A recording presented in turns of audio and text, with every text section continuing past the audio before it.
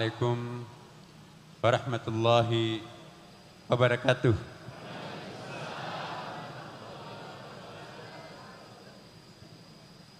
Saya ingin mengulangi sekali lagi ya, untuk Bapak Ibu yang ada di belakang, ternyata Masya Allah penuh di belakang ya. Assalamualaikum warahmatullahi wabarakatuh.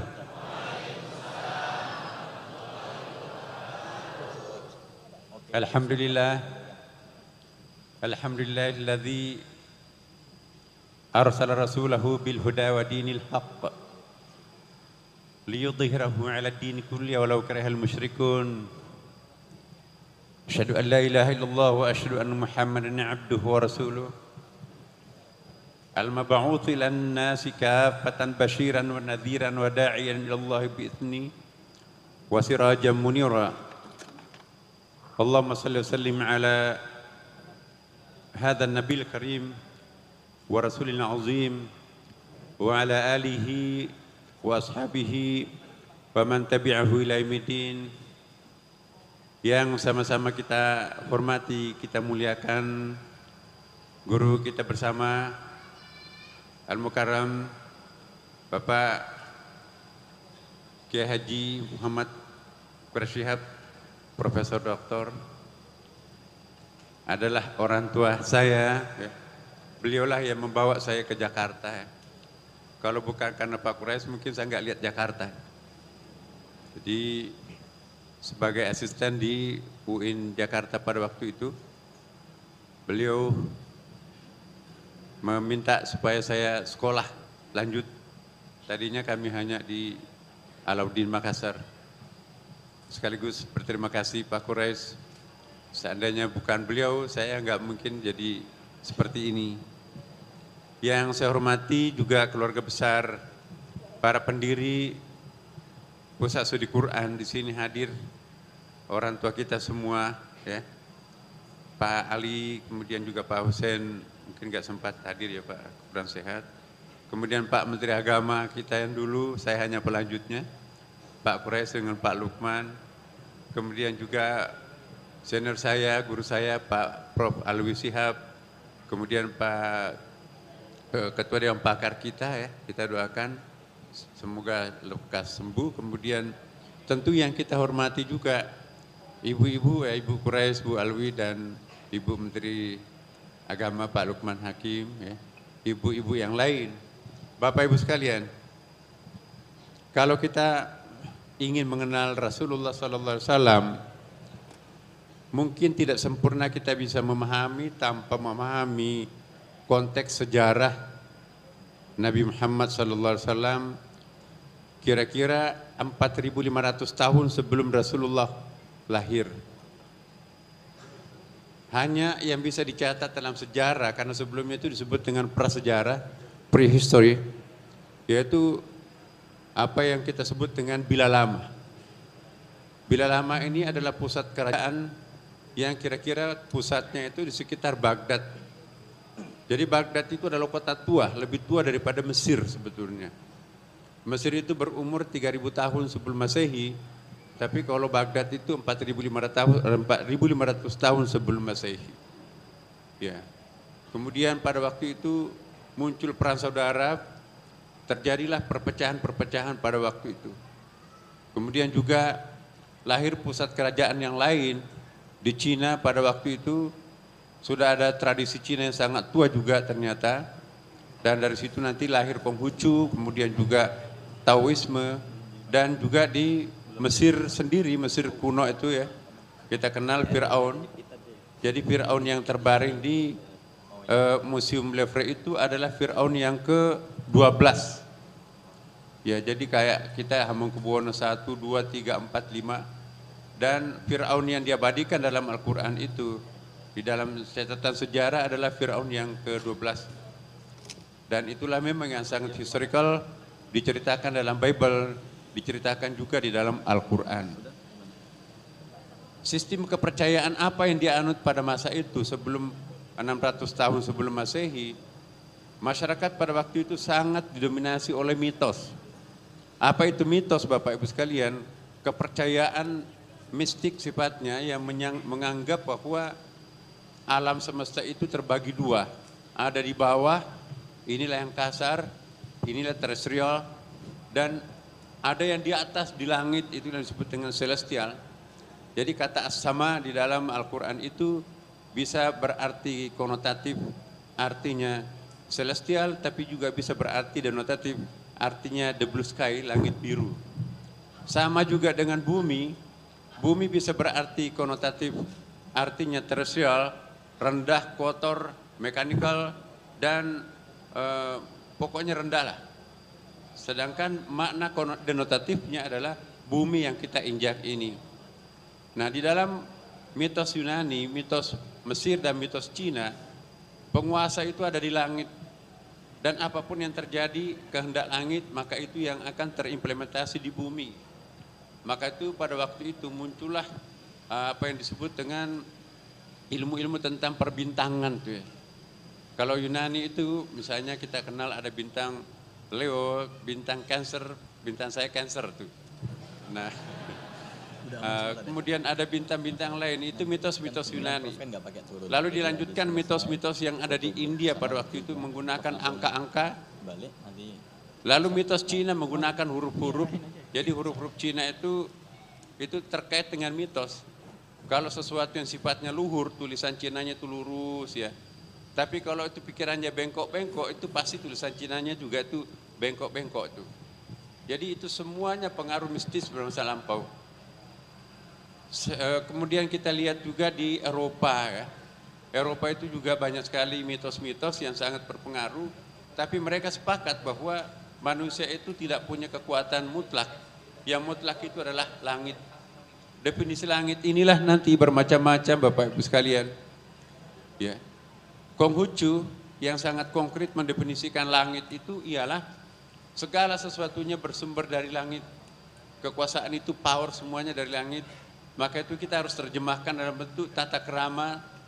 Akan tetapi terlalu esoterik ya, terlalu formal pendekatannya Konghucu itu. Lalu muncullah belakangan apa yang disebut dengan Taoisme. Agama Tao yang ada di Jepang, juga sebagian di Korea dan sebagian Cina bagian selatan, itulah Taoisme. Apa itu Taoisme? Yaitu spiritualisasi daripada Konghucu sebetulnya. Itu sangat esoterik. Jadi kekuatan itu diperoleh melalui kerjasama secara formal.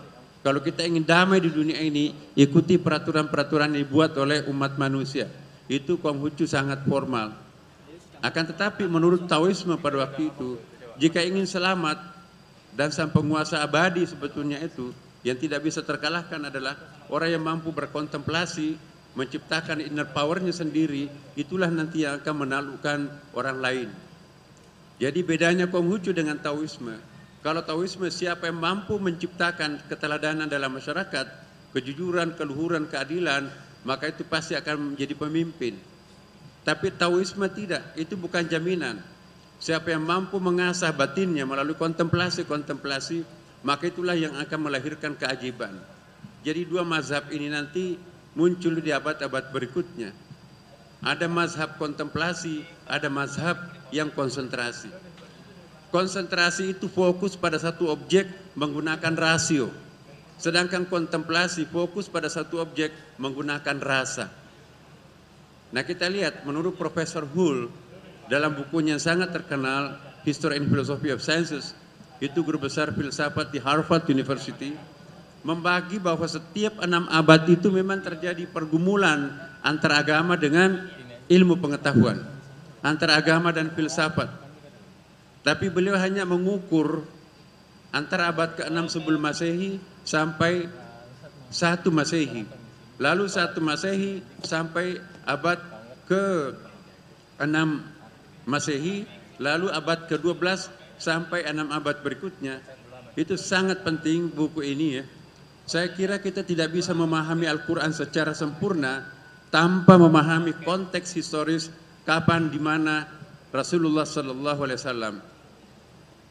Saya ingin sedikit menjelaskan menurut Profesor Hull, abad ke-6 sebelum Masehi sampai 1 Masehi sangat didominasi oleh dunia rasional, dunia logika pada waktu itu.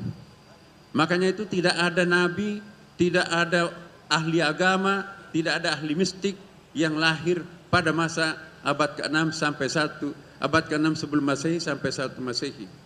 Inilah revolusi pertama yang terjadi dalam sejarah umat manusia ketika mitos dipinggirkan oleh filsafat. Makanya itu yang lahir pada abad ke-6 sebelum Masehi sampai 1 Masehi itu adalah para filosof. Di situ lahir Plato yang aliran idealismenya itu, dan di situ juga lahir rivalnya Aristoteles yang aliran peripatetiknya itu.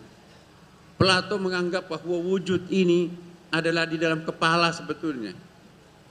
Sedangkan yang terjadi dalam kenyataan ini itu namanya mawujud. Persoalannya bahasa Indonesia kita tidak mampu membedakan antara wujud dengan mawujud.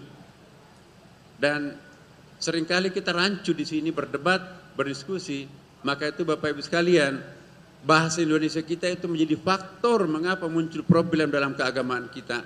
Semantiknya sangat miskin untuk menerjemahkan bahasa-bahasa spiritual seperti Plato mengatakan bahwa lapangan bola itu bukan di sana, tapi dalam pikiran. Tapi memang juga ada Aristoteles mengatakan bahwa lapangan itu faktanya ada di depan situ, ada lapangan bola. Jadi menurut Plato, lapangan bola itu di dalam kepala itu disebut dengan wujud. Sedangkan yang tanah di atasnya ada rumput, itu adalah mawujud. Diukur menjadi lapangan, itu adalah Anda yang menciptakan lapangan. Dan konsep lapangan itu ada dalam pikiran. Sedangkan yang berwujud dalam bentuk lapangan bola itu disebut dengan mawujud. Nah, kita nggak bisa membedakan antara wujud dengan mawujud. Dalam bahasa Arab, terutama dalam bahasa filsafat, beda antara wujud dengan mawujud. Meja itu adalah tempat untuk menulis. Kursi itu adalah tempat untuk duduk. Menurut Plato, itu adalah dalam pikiran kita. Konsep kursi dan meja itu dalam kepala, yang muncul di sini itu adalah mawujud. Nah, inilah menjadi sumber persoalan, tapi tidak banyak kita sadari bahwa faktor perbedaan pendapat kita itu adalah kemiskinan bahasa Indonesia untuk menerjemahkan bahasa Arab. Sama juga bahasa Inggris, Bapak Ibu sekalian. Intelek seringkali kita terjemahkan sebagai akal. Lihat dalam kamus bahasa Inggris, intelek itu bukan akal. Akal itu reason. Intelek itu adalah spiritual sebetulnya. Jadi kecerdasan intelektual itu kecerdasan spiritual, bukan kecerdasan logika. Nah, inilah juga perlu kita jelaskan di pusat studi Quran ini. Kita mencoba untuk mengkaji kitab suci Al-Quran melalui pendekatan, berbagai macam pendekatan. Ada pendekatan semantik, ada pendekatan semiotik, ada pendekatan hermeneutik, ada pendekatan takwil, ada pendekatan filosof, ada pendekatan tasawuf, ada pendekatan sosiologi. Jadi banyak cara pandang kita terhadap Al-Quran. Mungkin ayatnya sama, tetapi perbedaannya banyak sekali. Nah, siapa yang paling baik itu diserahkan kepada kemerdekaan setiap orang untuk menentukan ini yang saya ikuti. Tidak ada ahli agama yang lahir pada abad ke-6 sebelum Masehi sampai 1 Masehi. Yang lahir ada seperti Plato, Socrates, Thales, Anaximenes, Demokritos, ya. Dan itu kita lihat ada 24 filosof yang sangat terkenal, yang kesemuanya buku-bukunya diterjemahkan oleh Al-Kindi, ya, pada masa abad yang Golden Age pada waktu itu. Bapak Ibu sekalian, jadi ini abad kemenangan akal, abad kemenangan ilmu pengetahuan, abad kemenangan logika, abad 6 sebelum Masehi sampai 1 Masehi. Nah, abad 1 Masehi sampai abad ke-6 Masehi, Bapak Ibu sekalian, ini terbalik, ini ada balas dendam nih. Logika, filsafat itu tidak boleh muncul pada waktu itu. Hanya 4 orang ilmuwan yang bisa kita catat sebagai ilmuwan sejati antara abad 1 sampai abad ke-6. Ya, Bapak Ibu sekalian. Makanya itu yang lahir pada waktu itu adalah tokoh-tokoh gereja yang berkolaborasi dengan kaisar. Kaisar dan kolaborasi dengan gereja inilah nanti yang banyak melakukan semacam penulisan ulang terhadap kitab-kitab suci yang dianggap sebagai zaman kegelapan pada waktu itu. Di situ banyak sekali pemalsuan kitab suci. Bukan saja dalam Bible, tapi juga karya-karya leluhur Plato pun juga dimanipulasi, sehingga nanti di abad kejayaan Islam semua aslinya Plato itu ditulis kembali karena pernah mengalami pemalsuan, perubahan-perubahan yang di zaman 1 sampai 6 Masehi itu. Bapak Ibu sekalian, kemudian Profesor Hull melanjutkan, karena abad 1 sampai 6 Masehi tidak ada kegiatan ilmu pengetahuan, tidak ada kegiatan penelitian, tidak ada kegiatan membaca, buta huruf sepanjang masa kurang lebih 6 abad pada waktu itu. Tidak ada orang berani berpikir. Barang siapa yang berpikir bertentangan pendapatnya dengan gereja, maka itu akan malapetaka yang bersangkutan. Ingat mitosnya Galileo. Berpendapat bahwa bumi ini bukan bumi yang mengelilingi, bukan matahari yang mengelilingi bumi, tapi bumi yang mengelilingi matahari. Lalu dia dihukum mati, asistennya juga, bahkan laboratoriumnya pun juga dibakar. Jadi pada waktu itu tidak ada yang berani berpikir, tidak ada yang berani membaca. Nah, abad ke-6 sampai abad ke-13 Masehi, menurut Profesor Hull, inilah persemaian ilmu pengetahuan dan agama. Kalau kita tidak paham tentang sejarah sebelumnya, barangkali kita sulit menerjemahkan apa hikmah di balik Iqra' bismi rabbik yang ayat pertama turun itu. Iqra' itu adalah simbol ilmu pengetahuan, simbol teknologi, simbol penelitian. Sedangkan bismi rabbik itu adalah simbol religi. Iqra' itu simbolnya Plato, dan sedangkan bismi rabbik itu adalah simbolnya abad 1 sampai 6. Nah, Al-Quran pertama kali turun adalah Iqra' bismi rabbik. Ini pertanyaan besar. Mengapa Nabi yang katanya buta huruf tapi diawali dengan Iqra'? Iqra' tanpa maf'ul lagi kan? Iya, tanpa ada objek yang mau dibaca. Kalaupun ada objek yang mau dibaca, Gua Hira itu adalah gelap, nggak ada lampunya. Tidak ada buku yang dibawa oleh Nabi pada waktu itu. Lalu Nabinya pun juga buta huruf, di tengah malam buta. Tapi perintahnya Iqra' ma'na biqari, Iqra' ma'na biqari, Iqra' bismi rabbik, dan masih ada Iqra' belakangan berikutnya, yaitu maaf ini. Jadi Iqra' itu adalah induktif. Apapun yang kita akan terapkan itu bercerminlah kepada lapangan, kepada masyarakat. Saya ingin berikan satu contoh. PT Unilever hanya akan menciptakan suatu produk odol itu ya, Pepsodent. Dia ingin meneliti bahwa masyarakat Indonesia itu mencintai warna apa. Kurang lebih 3.000 sampel diteliti. Masyarakat Indonesia itu mencintai warna apa? Ada biru, ada merah, ada hijau, ada kuning, dan seterusnya. Ternyata masyarakat Indonesia menurut penelitian lebih mencintai warna biru. Maka bungkusnya Pepsodent itu adalah berwarna biru. Dan ternyata mengalahkan bentuk-bentuk Pepsodent yang lain hanya karena bingkisan bungkusannya itu. Inilah pendekatan Iqra'. Kalau pendekatan bismi rabbik pokoknya deduktif, menurut saya ini yang benar, tidak peduli masyarakat apa itu benar atau salah. Jadi Quran itu mengajari kita pendekatan induktif kuantitatif. Nah, jadi Bapak Ibu sekalian, apa yang kita terapkan di pusat studi Quran ini mencoba menggandengkan, memaralelkan antara Iqra' dan bismi rabbik. Mencoba mengcombine antara zamannya Plato dan zamannya gereja pada waktu itu. Dan menurut Profesor Hull, tidak pernah terjadi dalam sepanjang sejarah umat manusia 6 abad itu sama dengan 4.500 tahun sebelumnya. Prestasi intelektual, prestasi kemanusiaan dicapai ketika Rasulullah Muhammad SAW hadir. Apa kunci suksesnya Rasulullah? Menggandengkan abad 6 sebelum Masehi sampai abad 1 Masehi, dan abad 1 Masehi sampai abad ke-6 Masehi. Ini sangat penting. Jadi kalau kita ingin mencontoh Rasulullah SAW, mari kita padukan antara pendekatan Iqra' dan pendekatan bismi rabbik. Plato menggunakan pendekatan Iqra' bismi rabbik, tapi Kaisar Romawi dan gereja menggunakan bismi rabbik. Islam datang dengan Iqra' bismi rabbik, memadukan antara pendekatan Iqra' dan pendekatan bismi rabbik. Jadi kalau kita ingin sukses, mari kita mencoba mengcombine antara pendekatan Iqra yang fokusnya pada konsentrasi, Bismi Rabbik yang fokusnya pada kontemplasi. Bapak Ibu sekalian, Rasulullah SAW menganjurkan kita untuk memanfaatkan dua power ini. Kebenaran seperti apapun kalau hanya kita peroleh melalui konsentrasi tanpa pernah menciptakan suatu kontemplasi untuk mendukungnya, itu tidak akan berhasil. Dan sebaliknya, kalau hanya kontemplasi tanpa didukung oleh hasil konsentrasi, maka itu pun juga tidak akan sepenuhnya berhasil. Sejarah membuktikan itu.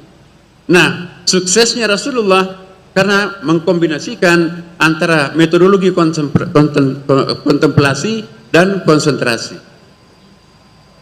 Bapak Ibu sekalian, apa yang terjadi setelah abad itu? Abad ke-13 tambah 6 berikutnya, itulah yang kita kenal dengan abad the Golden Age.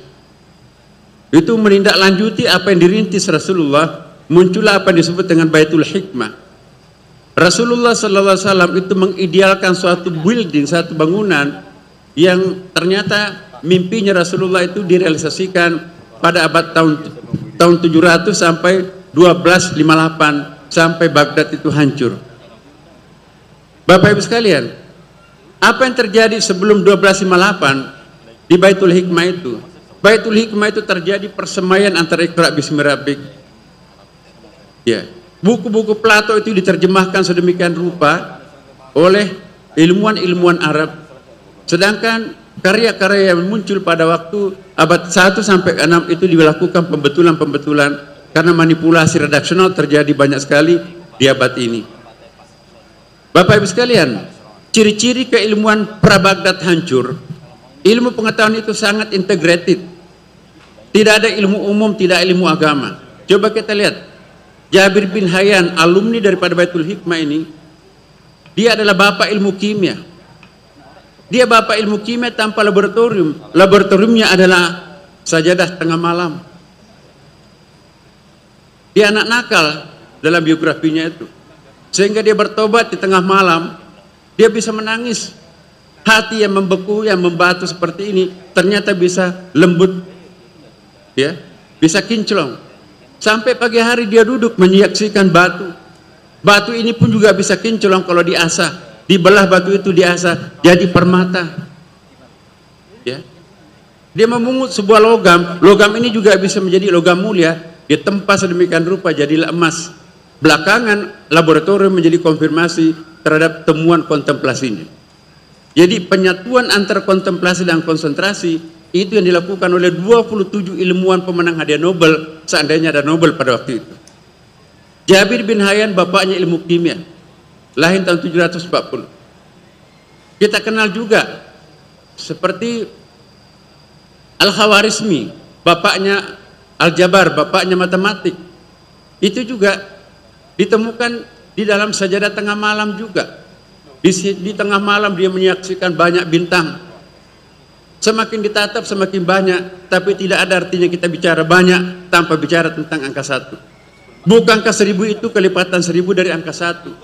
Mau bicara angka 1 triliun pun tidak ada angka 1 triliun tanpa ada angka 1. Makanya itu segalanya harus berawal dari 1. Jadi matematika sudah bisa menemukan Tuhan. Itulah yang dihasilkan oleh Al-Khawarizmi. Dialah yang mengislamkan matematik. Ya. Demokritos yang pernah menciptakan matematik pada waktu Plato zamannya itu tidak bertuhan. Tapi Al-Khawarizmi menjadikan matematik itu sebagai kata kunci untuk bertauhid. Tidak mungkin kita bicara 1 triliun tanpa bicara tentang angka 1. Semuanya berasal dari angka 1 itu. Inna lillahi wa inna ilaihi raji'un. Qul huwallahu ahad. Kita tahu juga Ibnu Rushd, alumni Baitul Hikmah. Kita ingin nanti Baitul Hikmah itu adalah pusat studi Quran ini. Inilah mimpi kita dulu waktu mendirikan pusat studi Quran ini, ingin menghadirkan kembali Baitul Hikmah yang pernah melahirkan ilmuwan tersohor pada masa itu. Ibnu Rushd, ya, di pagi hari dia ahli bedah, dokter spesialis, kitab tib 20 jilid bukunya.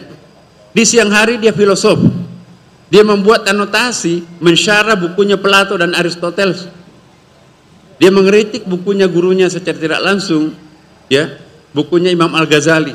Dia filosof sangat terkemuka.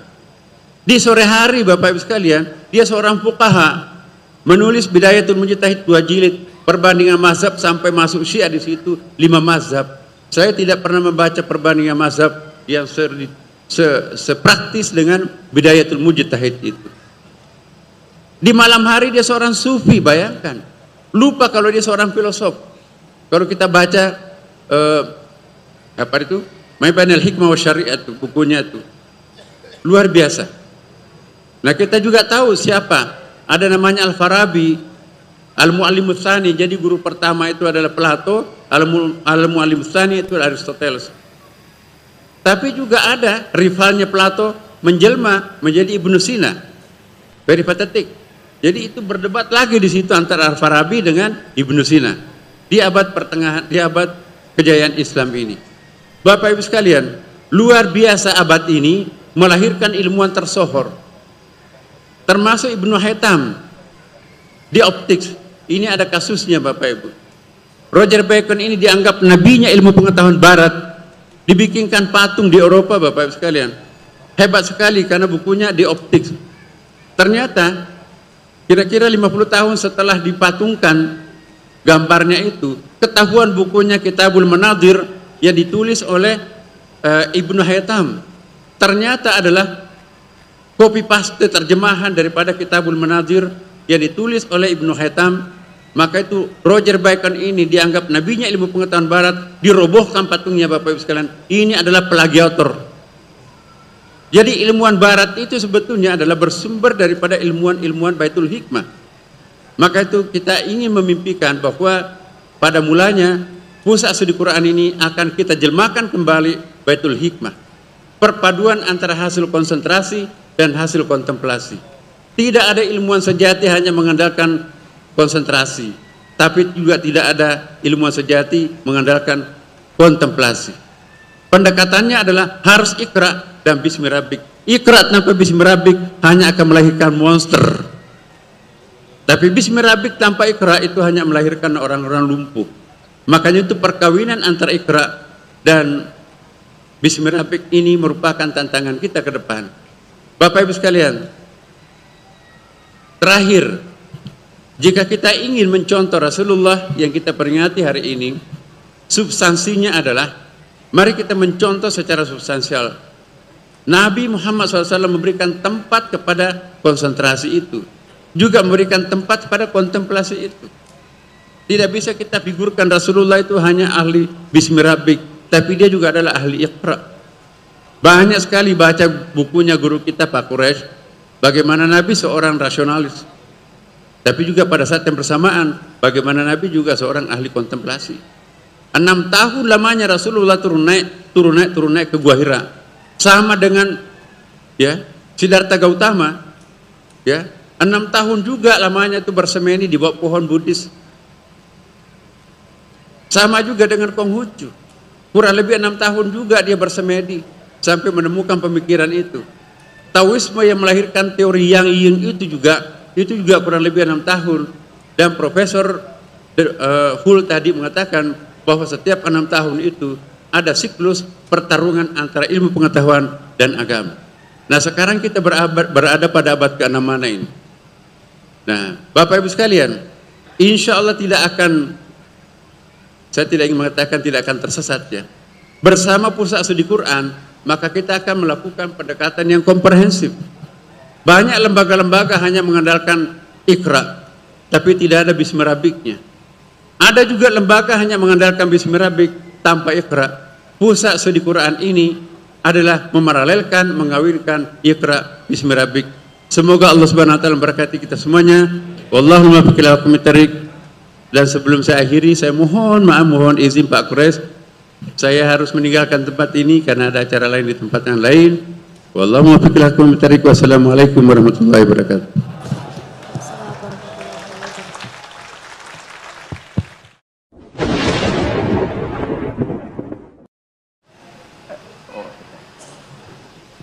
Katanya agak dengar. Ya, saya bilang kita ini tidak sering ketemu Gus Baha. Walaupun kita sering dengar dan ikuti di YouTube dan sebagainya. Kali ini kita bertemu langsung. Kalau mau ketemu Gus Baha di Pusat Studi Al-Quran paling tidak hanya 3 kali setahun. Iya. Kalau saya setiap bulan Anda bisa ketemu saya di sini. Jadi Gus Baha akan bicara, baru boleh berhenti kalau dapat izin dari saya.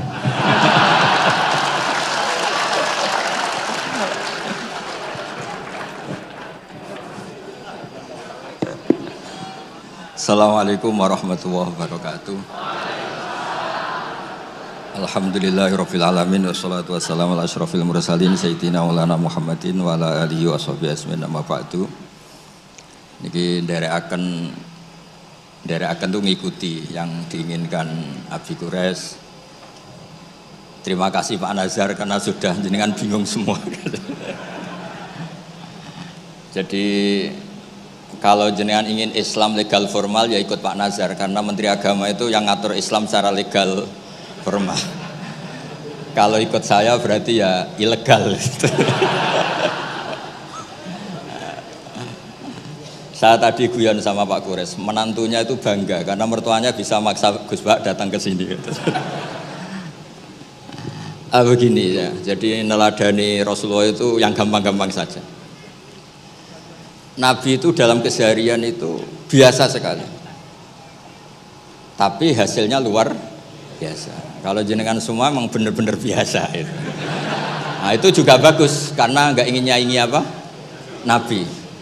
Itu Mbah Mun guru saya sering bilang, Islam tuh nggak pernah trauma sama orang kayak jenengan. Traumanya itu sama orang khusyuk, orang bener itu bikin trauma Islam itu.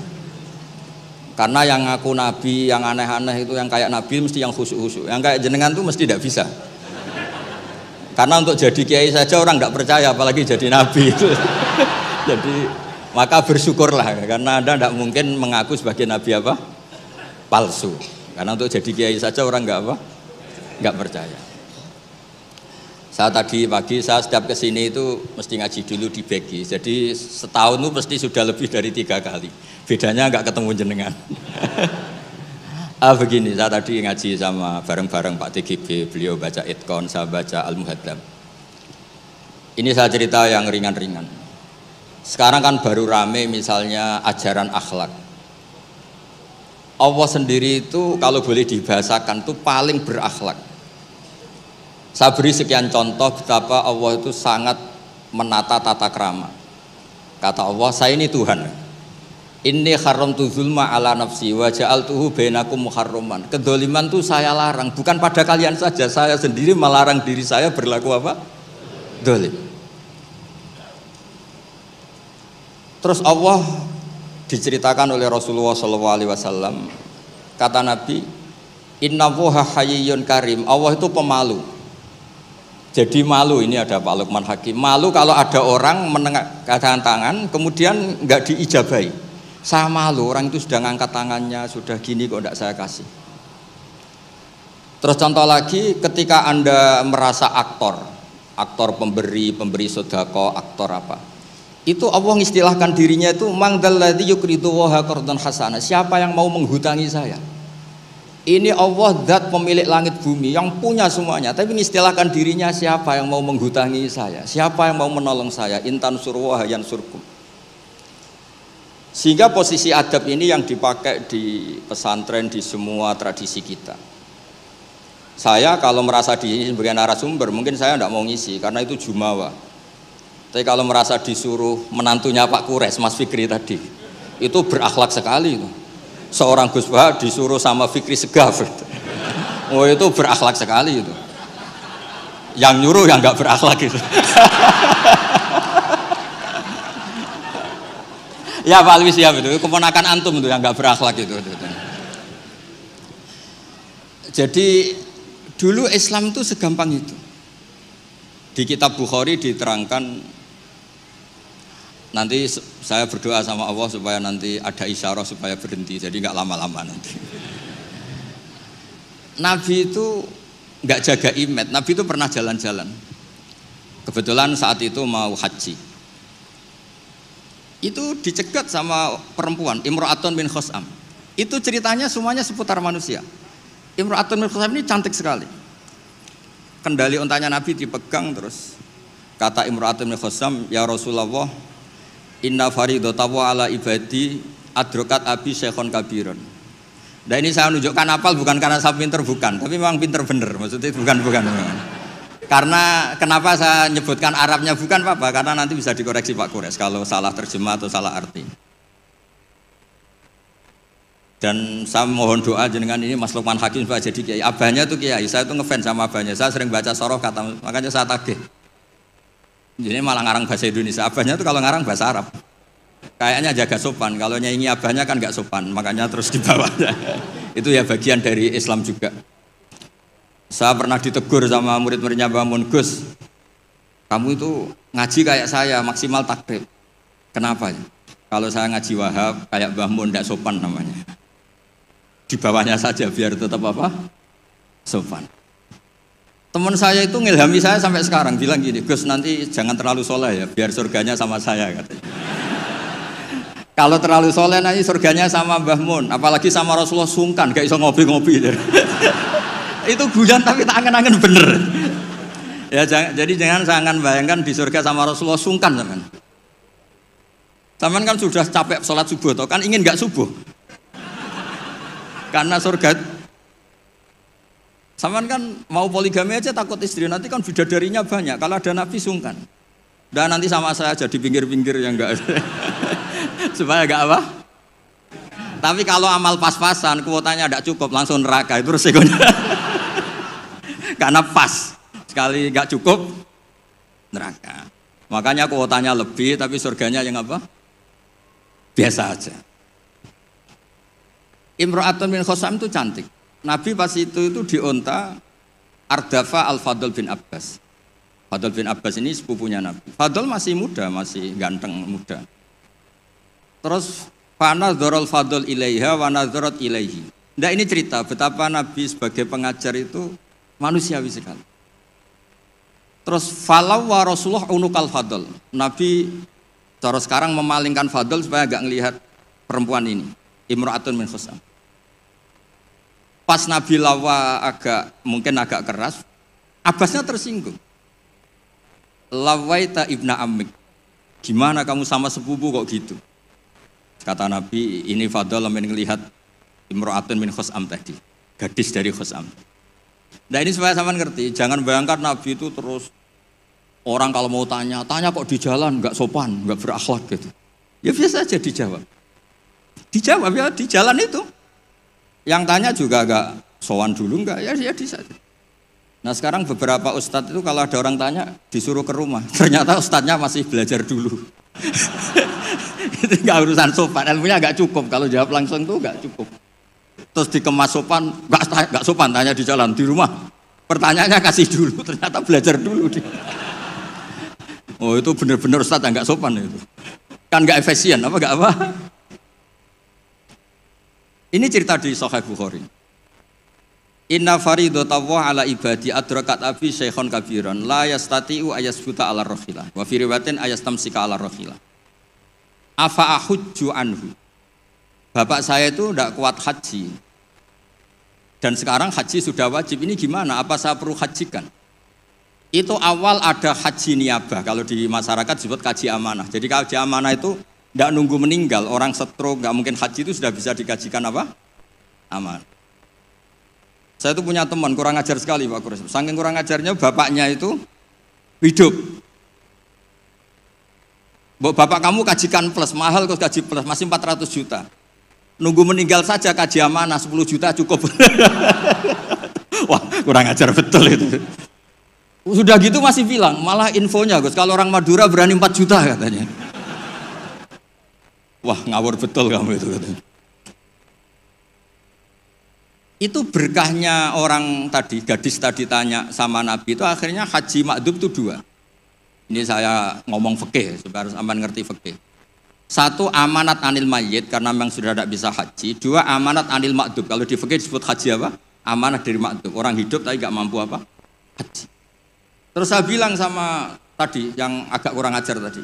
Ya kurang ajar betul maksudnya. Sini, bapak kamu biar memutuskan haji sekarang meskipun stroke masih bisa ngomong, masih Gus, masih ingat hartanya masih Gus. Suruh haji sekarang, di makdub sekarang. Pak, jenengan harus haji karena mampu. Tapi itu enggak iso, amanah Pak. Ternyata amanah kalau masih hidup itu mahal, jual Innova. Walhasil terus sudah dihajikan amanah, orang itu meninggal. Mendingan mati Gus, murah, tadi masih mahal. Terus saya bilang gini, nah ini saya ngomong fikih biar Mas Fikri itu nggak salah lah, milih dewan pakar saya itu nggak salah, memang kayaknya memang kredibel ini. Saya sudah pamit sama Abi Gures. Itu di Sajaratul Ma'arif ada babu dzikri manaqiba nafsi, babu dzikri rajuli manaqiba nafsi. Bab seseorang itu boleh menyebut kelebihan dirinya kalau itu untuk kepentingan umat. Buktinya Nabi Yusuf ngendikan inni hafidun alim, urusan keuangan pasrahkan saya, inni hafidun alim. Dan semua nabi mesti ngendikan inni lakum nasihun amin, saya ini orang yang punya niat baik. Jadi kata bapak saya kalau didik saya, tawadhu haram zaman akhir. Kenapa? Karena itu bentuk gak tanggung jawab. Disuruh mimpin negara gak mau, ngimami masjid gak mau, disuruh mulang gak mau. Ternyata karena gak mau tanggung jawab. Jadi tawaduk sama gak tanggung jawab itu bedanya sedikit. Taman tawaduk apa gak tanggung jawab? Iya kan banyak orang tuh gak berani nyai. Wah saya dereng sakit gini, tapi komen. Kacau itu. Saya teruskan. Sehingga dulu yang dialami Nabi itu ya biasa.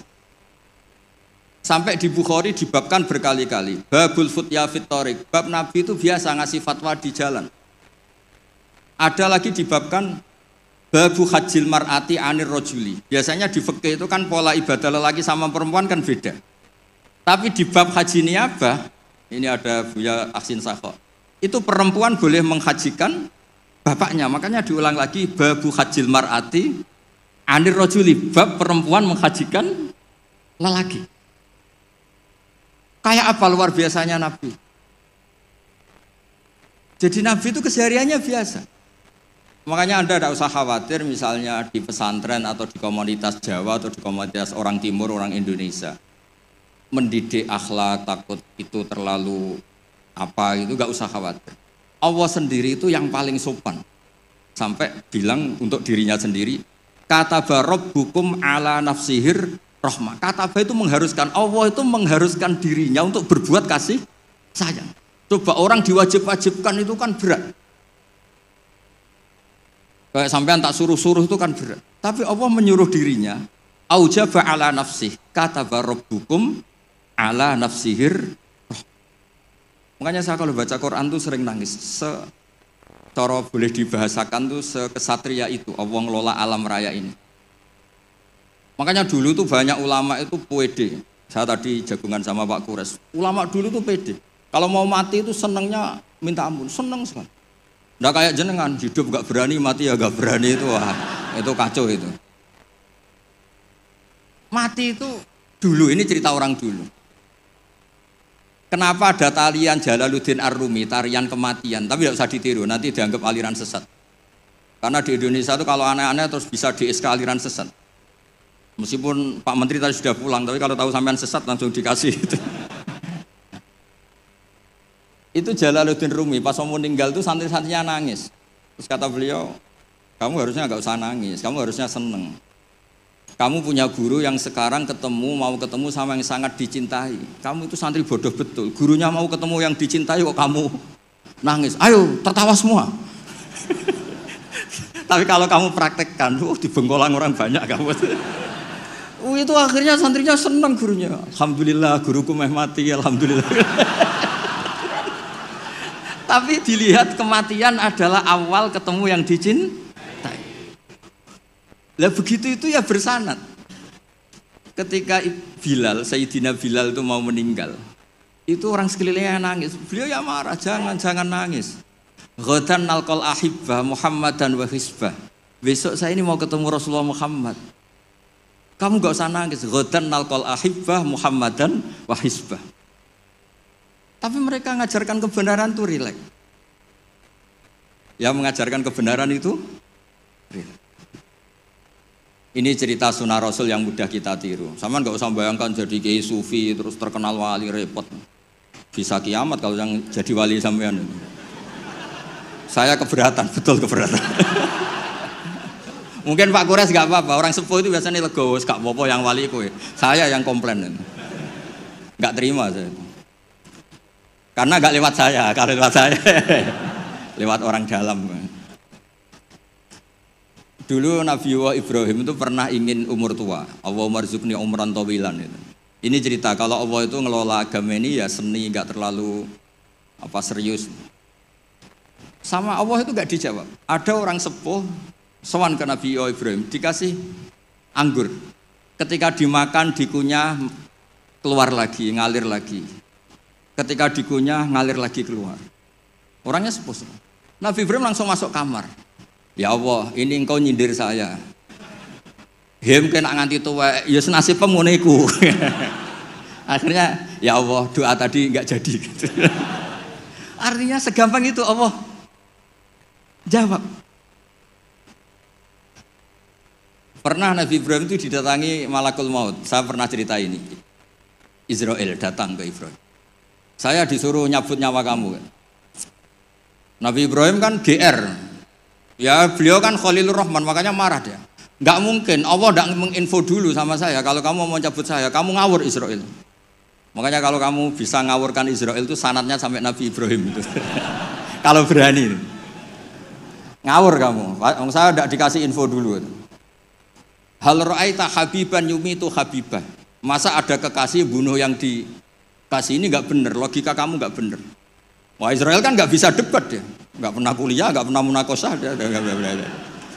Datang lagi, sowan ke Allah, ya Allah, kata Nabi Ibrahim, kata Khaliluka, hal ra'aita habiban yumitu habibah. Masa kekasih bunuh yang dikasihin? Karena Ibrahim gelarnya kan Khalilur Rahman, apa Khalilur Rahman.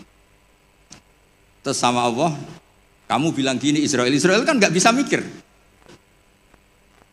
Makanya ada orang itu ngeluh itu, Gus bapak saya pas di sawah kok mati. Gue Israel itu biarin sampai rumah dulu, kenapa? Pas di sawah mati, di pematang sawah itu. Belum mati itu cerita ke saya, Gus Israel itu kasih tahu tuh, masa kan bisa bunuh di rumah kan bisa. Sembrono betul itu. Terus saya bilang, sebetulnya ada, teori itu ada, tapi harus jadi nabi dulu. Masalahnya sekarang nabi sudah apa? Ditutup. Sebetulnya bisa kata saya itu. Terus akhirnya Ibrahim ini Israel dikasih tahu sama Allah. Bilang ke Ibrahim, hal ra'aita habiban yakrahu ayyalqa habibah. Dibalik logikanya. Ya Mas Lukman ya, hal ra'aita habiban yakrahu ayyalqa habibah. Masa ada kekasih tidak siap ketemu yang dikasih. Katanya kamu tuh kekasih Allah, masa ketemu tidak berani katanya. Oh, ketika langsung Nabi Ibrahim marhaban, oh ya gitu.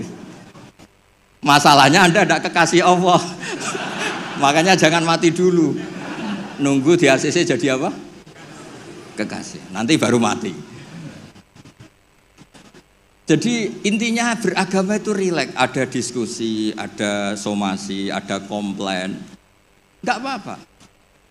Yang penting ini karena merasa nyaman dengan Allah Subhanahu wa taala. Makanya Nabi itu paling senang sama orang-orang desa itu. Saya ini meskipun banyak baca kitab, tapi sudah memutuskan Islam saya itu gaya Arabi, gaya orang-orang kampung sing badawa itu enggak priayi lah. Karena yang masuk surga awalan itu yang orang-orang enggak priayi itu. Karena malaikat repot tuh kalau ngadepi orang-orang enggak priayi ini. Saya pernah ada guru, ini betul ini kisah nyata, ada guru mau dipidanakan gara-gara buka tes SD loh Pak Kures, kan sudah disegel. Sama dia dibocorkan supaya santrinya lulus semua, SD-nya lulus semua. Kan dikomplain mau dipidanakan. Ya karena saya di daerah saya kan ketua suku lah termasuk itu. Walhasil musyawarah sudah sowan Gus Bak dulu. Ternyata dalilnya tuh ngawur betul. Gus, enggak apa-apa ya, buka gini enggak apa-apa. Kenapa enggak apa-apa? Ujian mungkar nakir dibuka kiai-kiai aja enggak apa-apa, apalagi ini ujian. Ujian mungkar nakir kan sudah dibuka, marah buka. Waduh. Masa ujian SD gak boleh? Wah, Kepala sekolahnya kan pusing. Jangan Gus, jangan diturutin, ini kacau, ini kacau. Ya saya bilang akhirnya, ya masalahnya kepala sekolah sama polisi itu tidak mungkar nakir. Jadi ya beda. Gitu Gus ya, tak kira sama Gus. Dari ujiannya mungkar nakir saja bisa di apa? Dibuka, bisa dibocorin. Masa ujian SD tidak boleh katanya. Makanya repot, kena orang-orang kayak gitu tuh repot. Nah orang Arabi itu logikanya seperti itu. Tapi jangan ditiru ya, tadi yang di Indonesia enggak boleh tetap kalau itu. Bisa dipenjara kamu. Sudah miskin di penjara repot nanti. Sudah repot nanti. Ya kalau kaya kan agak bisa gimana gitu. Kalau miskin kan agak susah itu. Ya agak gimana ya, agak gimana-mana pokoknya kalau itu segampang itu. Ada orang Arabi tadi saya jagungan sama Pak Kores. Tanya sama Allah, Rasul, ya Rasulullah, man tawalla hisabi, nanti yang ngurusi hisab saya itu siapa? Kata Nabi, Allah. Allah binafsi, Allah sendiri yang menghisab, bukan malaikat, bukan. Iya, jadi. Orang Arabi itu fawalla, orang itu langsung, ya sudah Nabi saya mau pulang, sambil tertawa-tawa. Sama Nabi dipanggil, weh Arabi, kenapa kamu tertawa-tawa? Jawabnya lucu, kenangan saya dengan Allah di dunia itu baik-baik saja. Maka nanti di akhirat juga baik-baik saja. Kalau sama malaikat saya tidak punya kenangan.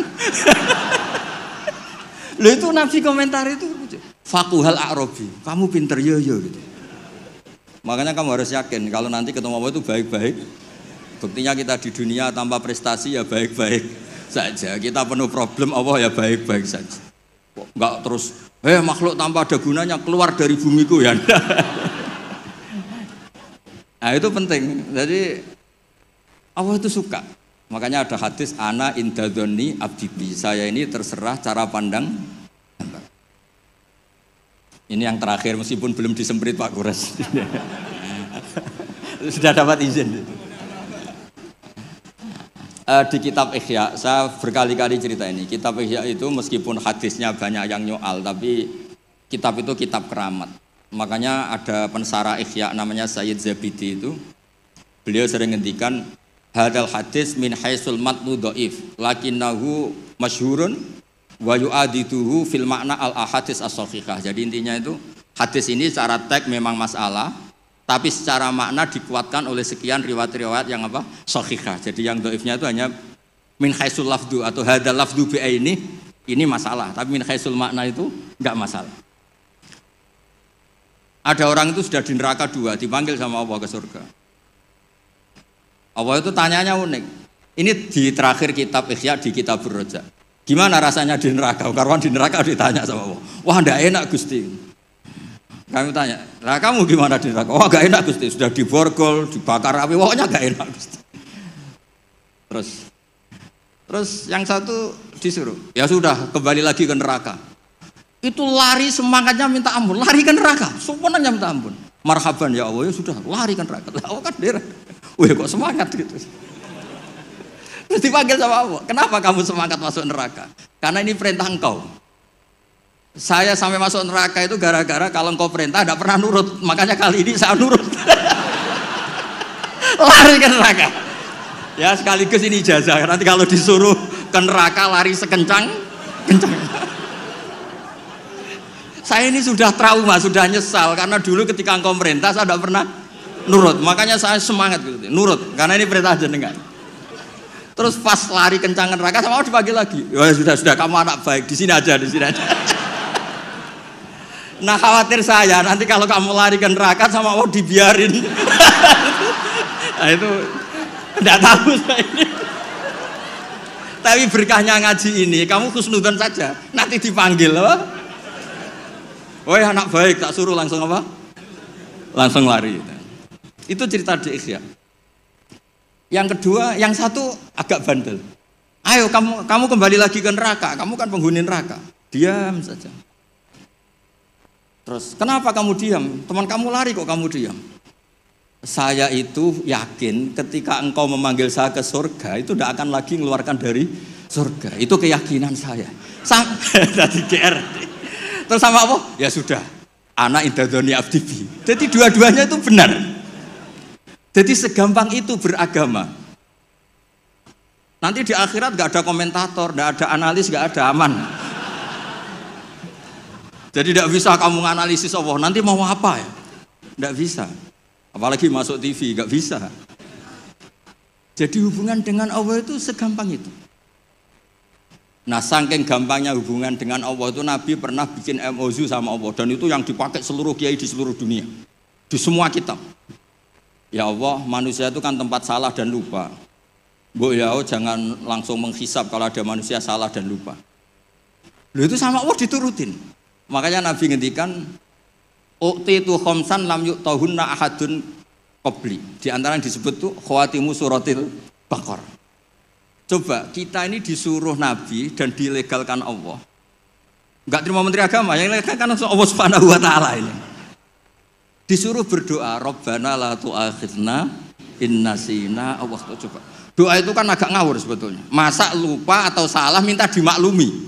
Coba kalau sampean punya manajer di kantor, Pak, kapan-kapan kalau datanya tak tumpahin teh maklumi ya. Oh, langsung di PHK kamu. Kapan-kapan kalau Bapak manggil dan saya lupa nggak datang, maklumi Pak ya. Oh, PHK. Tapi ini satu doa yang disahkan Allah, disuruh berdoa, Rabbana la tu'akhidna in nasina. Ya Allah, jangan kasih sanksi kami ketika kami salah atau lupa. Terus qala na'am, Allah ngendikan na'am ya. Coba kalau Allah pakai teori semua kesalahan kita disanksi langsung, nggak ada manusia di bumi, sudah habis semua. Wong khotib Jum'ah kelihatannya ibadah tapi nyindir tanggane. Kan yo repot. Orang sering itikaf di masjid, ternyata baru masalah dengan istrinya. Wan semuanya masalah. Ngustad kadang ya profesi lain nggak pernah prospek terus profesi ustad. Oh repot semua. Ada yang tidak ngustad, sok-sokan ikhlas bertani, ternyata nggak pernah ngajar. Akhirnya satu kampung bodoh semua. Semuanya masalah. Dan kita diberi fasilitas Rabbana la tu'akhidna in nasina aw akhtana. Kayak apa baiknya hadatin? Makanya belum ada kata yang ngarang Hikam Ibnu Athaillah sekarang, nggak ada sebaik Allah. Kalau orang lain maklumi kamu karena nggak tahu borok kamu, tapi Allah ini tahu borok kamu, tahu salah kamu, tapi tetap maklumi. Makanya mas sohibaka man sohibaka bahwa bi'ibika alim, ini nggak ada yang nemani kamu, tahu aib kamu sebaik Allah.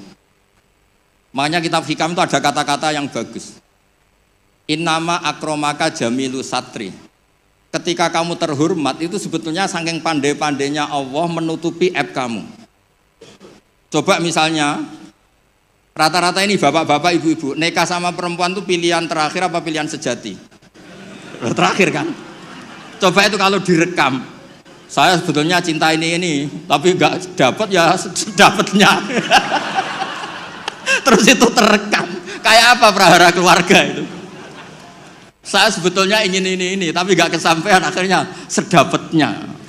Istri kamu ya ada rekaman gitu, mertua kamu ya punya rekaman itu. Sebenarnya saya nggak suka sama mantu ini, tapi berkali-kali ikhtiar dapatnya ini. Coba kalau orang Indonesia mulai zaman Pak Karno sampai sekarang terekam. Wah, melihat Swiss atau Finlandia, negara semakmur itu, nyesal jadi orang Indonesia. Wah, bisa langsung dicabut tuh paspor kamu. Jadi semua kebaikan yang kita nikmati sebetulnya innama akromaka jamilu satri. Kita ini begitu terhormat karena baiknya Allah menutupi aib kita.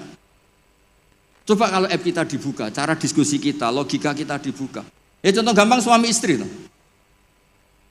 Rata-rata orang nikah itu pilihan terakhir apa pilihan sejati? Loh, jujur semua. Nah ini istri kamu udah datang, tenang saja. Semua perilaku sosial kita mesti begitu. Makanya innama akromaka jamilu satri. Makanya doa-doa kita mustur aurati wa amin rawati. Lah terus kitab Hikam mengajari kita begini. Ajhalun nas man taraka yaqina ma inda lidhonni ma indan nas. Bodoh-bodohnya orang itu yang meninggalkan keyakinan dirinya karena dia tahu betul tidak sesoleh itu. Hanya karena pencitraan atau komentar orang banyak. Misalnya gini, saya seorang ustadz. Mungkin orang lain ngira kan ustadz itu bersih, steril gini-gini. Padahal si ustadz ini ngerti dia punya masa lalu, dia tidak maksum, dia tidak nabi. Harusnya dia itu lebih berkeyakinan tentang apa yang pernah dialami sehingga dia tetap sopan, tetap menghormati orang. Jangan menurut persangkaan orang banyak yang anggap dia itu bersih.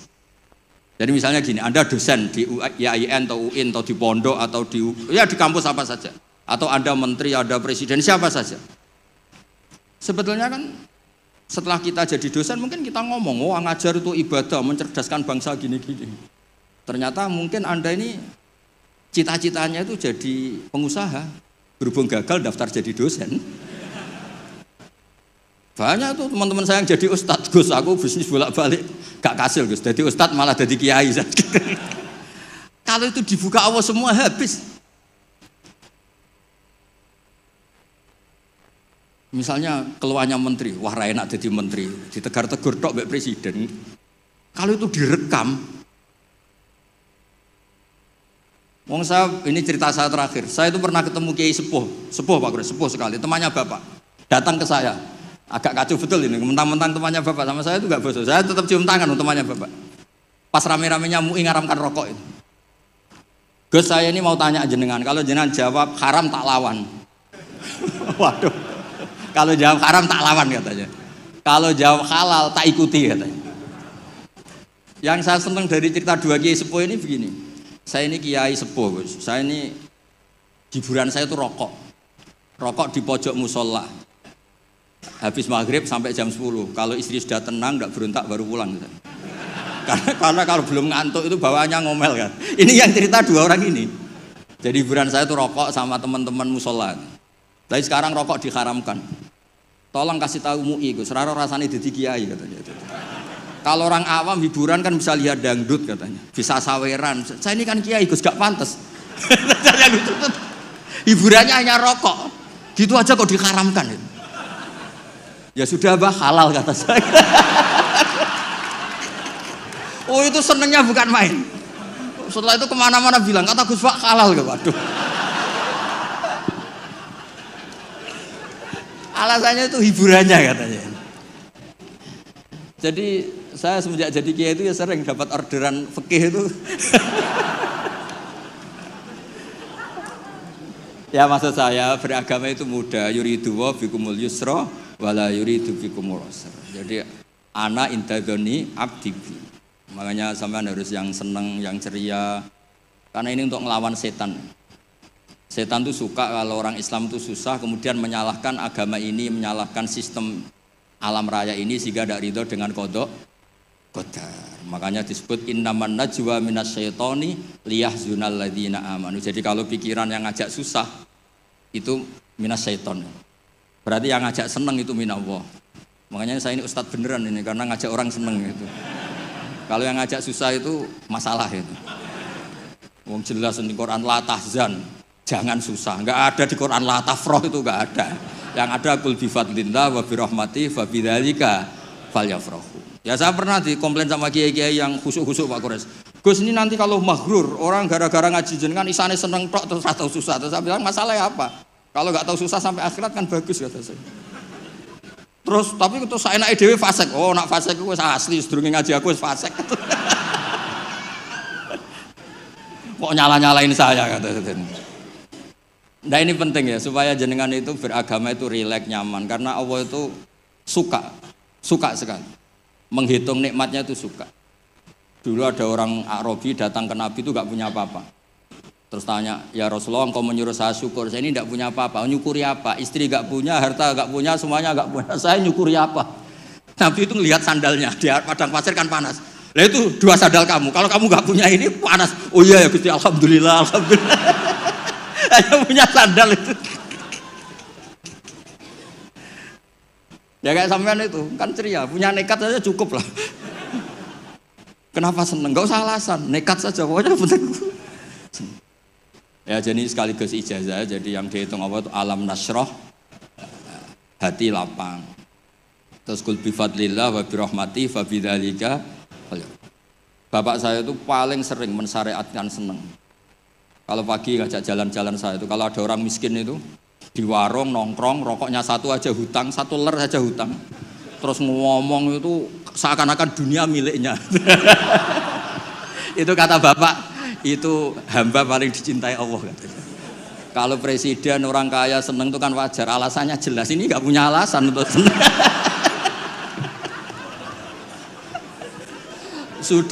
Sudah biar tetap seneng gitu. Nanti kalau gugat Allah malah repot kan.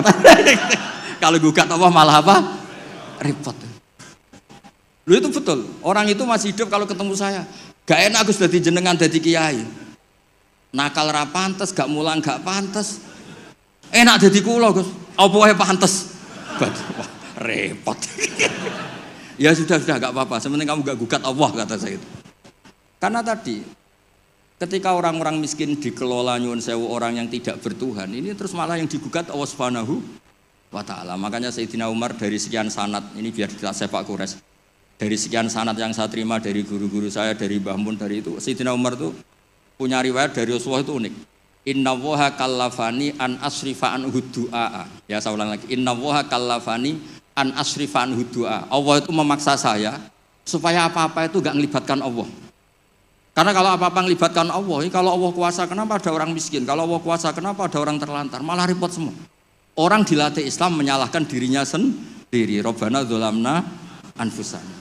Makanya Umar terus pidato, jika ada orang yang tidak makmur ketika saya jadi khalifah, salahkan Umar, jangan nyalahkan Allah. Anda punya pemimpin yang tidak becus. Kalau Sayyidina Ali mirip cuma agak kacau. Diskusinya agak kacau. Tapi kacau ilmiah tetap bagus. Ada orang ngelapor, ya Ali, ketika kita dipimpin Umar, dipimpin Abu Bakar, Umar baik. Kenapa setelah engkau pimpin kacau? Konflik, kata Ali. Ketika Abu Bakar, Umar mimpin, itu rakyatnya baik-baik kayak saya. Pas saya mimpin rakyatnya kayak kamu.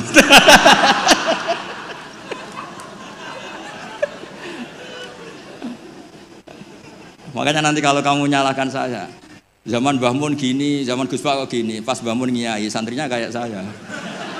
Pas saya ngiai, santrinya kayak kamu. Nggih, ngoten. Assalamualaikum warahmatullahi wabarakatuh.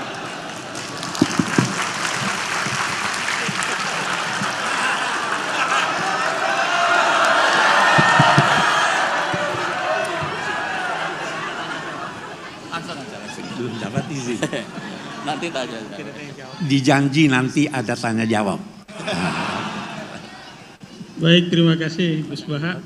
Ya, kita lanjut aja ya, langsung pemaparan dari Habib Quraish Shihab. Ya, waktunya juga sama ya. Mungkin Gus Baha mau memberikan waktu juga. Ya agak sopan kalah sepuh. Baik, bismillahirrahmanirrahim. Alhamdulillah, wassalatu wassalamu ala rasulillah wa ala alihi wa ashabihi wa man wala. Kita tidak bosan dengar dari Gus Baha. Saya kira tidak semua orang bisa menyampaikan mutiara-mutiara hikmah dengan cara yang diberikan oleh Gus Baha. Nah, yang pasti saya tidak bisa begitu.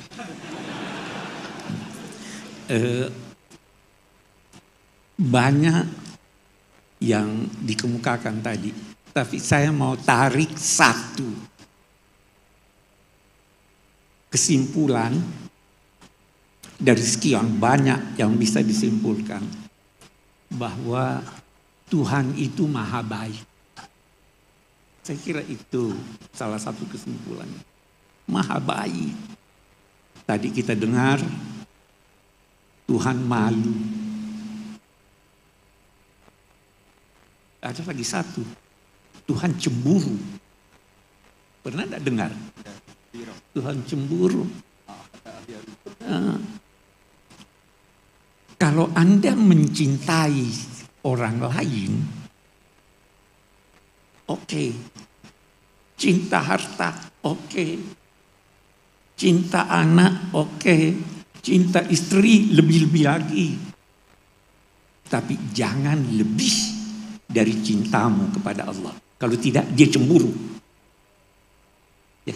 Jadi ini sifat-sifat yang dijelaskan oleh Rasul untuk mendekatkan kita kepada Allah. Terlalu banyak itu. Dia lebih dulu cinta pada Anda sebelum Anda cinta dia. yuhibbuhum wa yuhibbunahum. Radhiyallahu anhum wa radu anhu. Ini prinsip yang dibawa oleh Nabi Muhammad sallallahu alaihi wasallam. Nah, saya mau bicara tentang cinta Rasul. Tapi tidak banyak ketawanya. Jadi saya tidak boleh panjang-panjang sepanjang Gus Baha. Saya hanya ingin menjelaskan atau berusaha menjelaskan 3 atau 4 kata dari Al-Quran yang boleh jadi merupakan dasar-dasar untuk keteladanan. Yang pertama, yang dituntut dari kita itu percaya antuk minabillahi wa malaikatihi wa kutubihi wa rusulihi, termasuk Nabi Muhammad dan seterusnya. Mari kita introspeksi. Anda percaya Nabi Muhammad itu Rasul? Kenapa percaya? Kenapa percaya? Coba tanyakan diri Anda, kenapa saya percaya? Bertingkat-tingkat. Saya mau, Imam Ghazali membeli ilustrasi begini. Ada satu orang pemuda jatuh cinta pada satu gadis. Tapi dia masih bingung, itu gadis cinta sama saya atau tidak. Maka dia punya teman. Dia berkata padanya, gadis itu cinta kamu. Dia percaya enggak? Dia percaya karena sesuai dengan keinginannya. Iya kan? Ada bukti? Enggak ada bukti. Anda percaya Nabi Muhammad, kenapa? Ini tingkat yang paling rendah dari kepercayaan. Kita naik sedikit. Ada satu orang cinta atau benci pada satu orang. Terus dia, itu orang yang kau benci meninggal. Masa? Iya, tidak mungkin. Dia, mari kita ke rumahnya. Kita cari tahu dia. Sampai di dekat rumahnya, dia lihat atau dia dengar ada orang yang menangis. Dia itu buktinya, sudah menangis keluarganya. Ada bukti atau tidak? Ada. Tapi bukti ini valid atau tidak? Tidak. Anda percaya karena ada bukti yang Anda pegang atau tidak? Bagaimana bukti Anda itu? Ini tingkat kedua dari percaya. Tingkat ketiga. Itu si A meninggal. Kita ambil contoh. Siapa yang bilang? Guru saya. Percaya enggak? Kenapa percaya? Karena percaya pada guru. Bisa salah enggak gurunya? Bisa. Apa yang disampaikan, Anda perlu mempelajari siapa dia. Kalau tidak bisa, pelajari apa yang dia sampaikan. Nah, sudah itu harus disyahadat. Ini setelah syahadat nanti baru Nabi. Jadi tidak kagum, bahkan dia tidak percaya bahwa dia utusan Tuhan. Mustahil. Ada satu peneliti Inggris, dia baca Quran, dia bilang yang sampaikan ini gila atau sangat percaya diri. Apa? Jadi itu dia tantang orang. In kuntum fi raibin mimma nazzalna ala abdina fa'tu bi suratin. Kalau kamu tidak percaya bahwa ini firman Tuhan, buat semacam itu. Tantangannya tidak hanya berlaku sekarang sampai akhir zaman. Ini gila, ada orang nantang kayak gini. Ya kan? Nah, jadi waktu saya bersaksi bahwa Nabi Muhammad itu karena Anda kenal kepribadiannya, atau kenal ajarannya. Kalau tidak, saksi bohong ini. Kita dituntut untuk bersaksi. Kita baca di Quran. Kita baca di Quran apa itu? Qad nara taqalluba wajhika fis sama falanuwalliyannaka wijhatan tardaha fawalli wajhaka. Terus turun itu perintah untuk mengarah ke Mekah. Ada yang ini, oh ini kenapa nih kok ke Mekah? Ya, apa terus dia katakan begini lanjutannya. Setelah bicara soal pengalihan kiblat, kadzalika ja'alnakum ummatan wasatan litakunu syuhada'a 'alan nas. Nah, syahadah lagi di sini. Kamu dituntut untuk menjadi syuhada 'alan nas wa yakunar rasulu 'alaikum syahida. Ada dua maknanya. Syahid itu bisa berarti yang menyaksikan, bisa berarti yang disaksikan. Kamu diminta untuk menyaksikan bahwa memang dia. Kedua, kamu diminta untuk disaksikan orang bahwa ini dia Islam yang benar. Beri teladan. Wa yakuna rasulu 'alaikum syahida. Rasul jadikan dia teladan. Syahida. Atau Rasul akan menjadi saksi di hadapan Allah bahwa kamu memang adalah umatnya. Itu syahadat. Ya kan? Kadzalika ja'alnakum ummatan wasatan litakunu syuhada'a 'alan nas wa yakuna ar-rasulu 'alaikum syahida. Wa ma ja'alna al-qiblata allati 'alaiha illa lina'lama may yattabi'ir rasul. Kita lihat keteladanan nih. Yattabi'. Itu ada dua kata yang mirip. Yatba' dan yattabi'. Dua-duanya berbicara tentang masalah yang sama. Astagfirullah, tunggu. Wala khaufun 'alaihim wala hum yahzanun.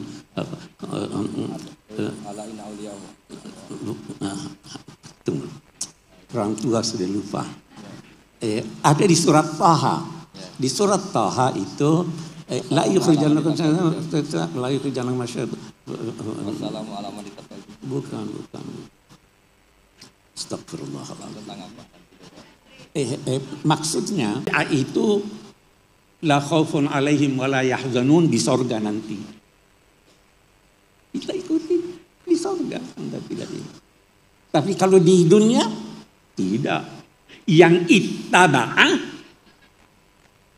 itu apa namanya? Fala yadhillu wa la yashqa. Tidak akan sesat di dunia ini, tidak akan sengsara di dunia ini.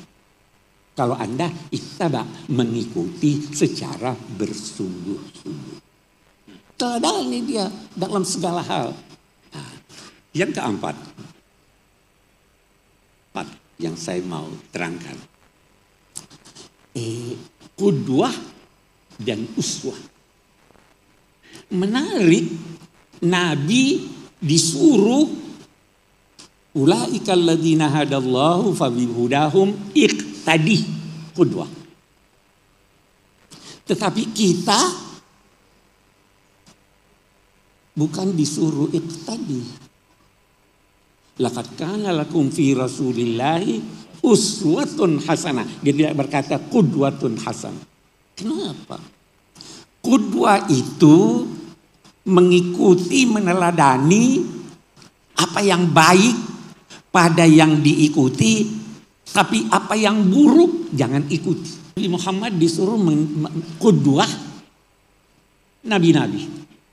Apa semua kegiatan nabi itu pasti baik? Tidak semua disuruh nabi ikuti. Nabi disuruh mengikuti Nabi Nuh yang mendoakan umatnya. Ya kan? Tidak disuruh. Nabi Musa itu yang narik jenggot saudaranya, yang emosi, disuruh ikuti itu? Tidak. La ta'khud birahiyati. Tidak disuruh dia. Disuruh mengikuti Nabi Ibrahim yang beristighfar pada orang tuanya yang sudah jelas-jelas kafir. Tidak disuruh. Ya kan? Disuruh meneladani Nabi Yunus yang lari dari tugas. Itu qudwah. Kalau kita disuruh apa? Uswah. Semua yang dari Nabi itu hebat. Teladani dia dengan cerdas. Itu keteladanan. Jadi pelajarilah Nabi. Oh ini saya ikuti. Oh tapi harus cerdas. Oh ini pada masanya. Sekarang bukan ini lagi. Itu arti itu yang kita jadi bukan lantas ambil semuanya. Semuanya baik yang ditampilkan oleh Nabi, tetapi bisa berubah karena perubahan situasi, karena perubahan keadaan. Itu keteladanan.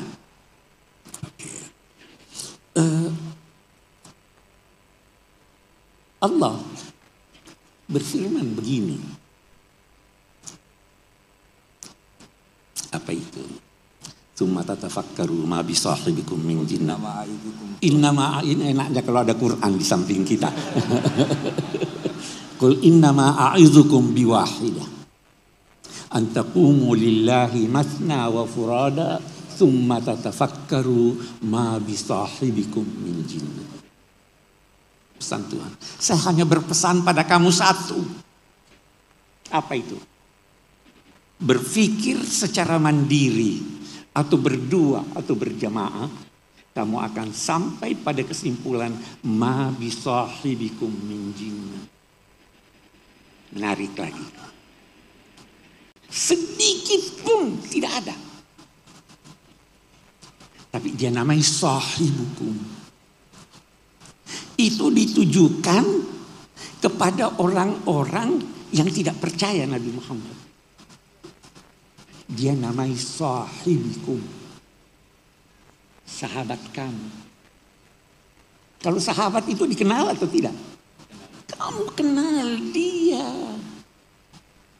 Kamu kenal dia. Kenapa baru sekarang kamu ini? Nabi sahibikum. Terus dia itu sahabat. Sahabat. Bukan cuma sama orang Islam sahabat. Dia menemani. Itu menarik lagi. Saya teringat sekarang. Kalau kita buka Al-Quran. Berdoa itu. Pakai ya atau tidak? Ya itu. Panggilan yang jauh. Kalau doa dalam Al-Quran. Tidak pakai ya.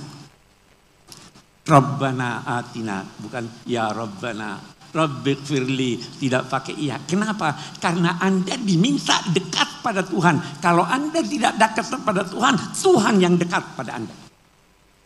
Jadi tidak pakai ya. Anehnya. Ada 2 kali kata ya dalam Al-Quran yang diucapkan oleh Nabi. Tapi itu bukan doa. Itu keluhan. Ya Rabbi inna qaumi ittakhadhu hadzal Qur'ana. Allahumma shalli ala Muhammad.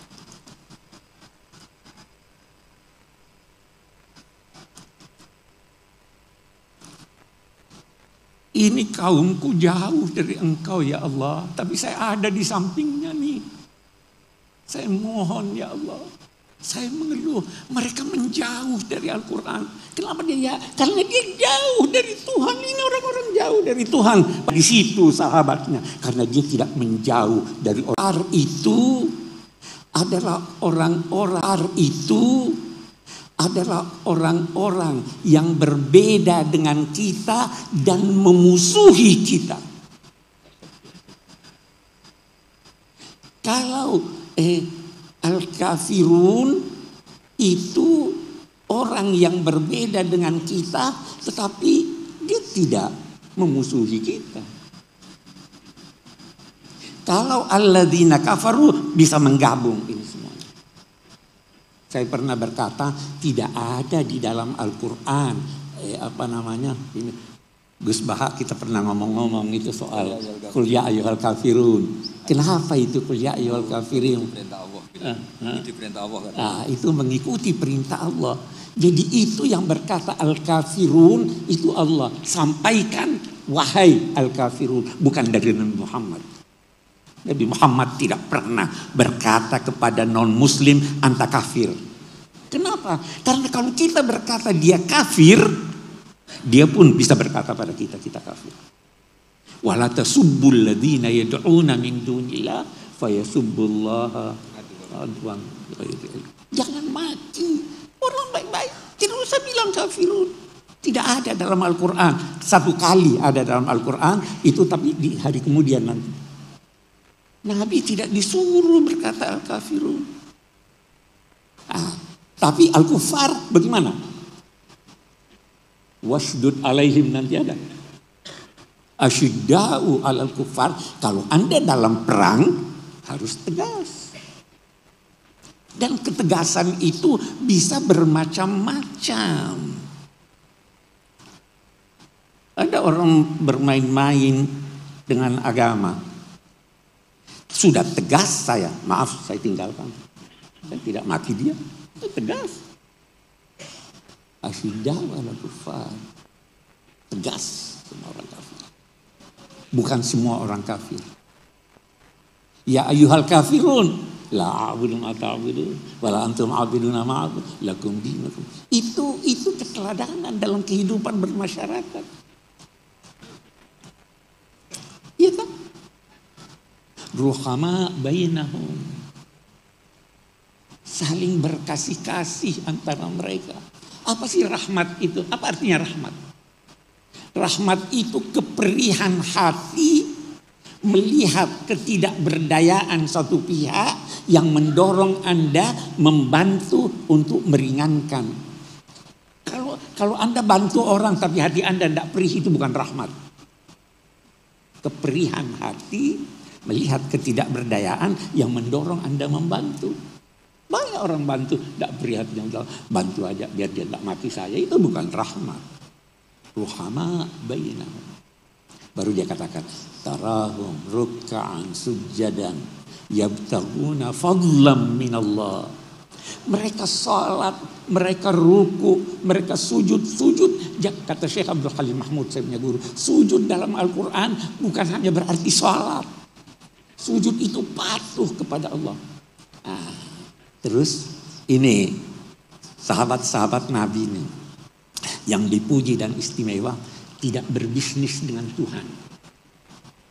Dia tidak katakan yabtaguna ajran minallah, yabtaguna fadlan minallah, waridwana, ridha. Dia butuhkan ridha.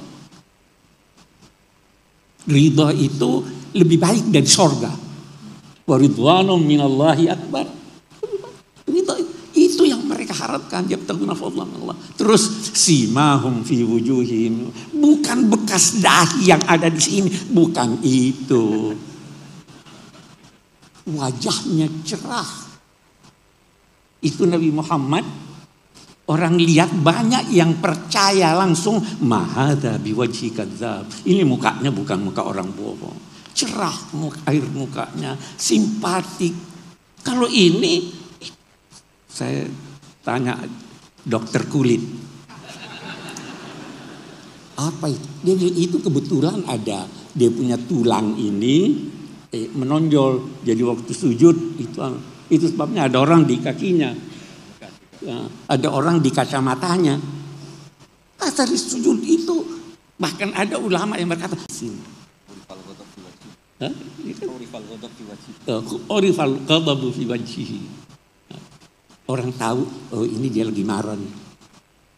Itu sifat tunduk, agungkan Nabi dan percaya sepenuhnya bahwa beliau adalah Rasul Allah Maha Esa, Maha Baik.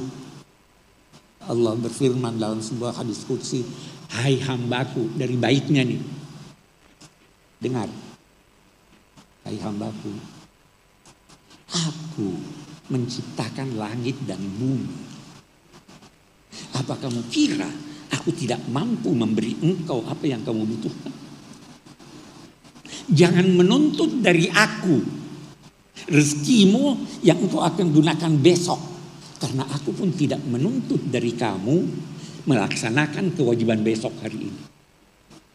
Demi cintaku kepadamu, cintailah aku.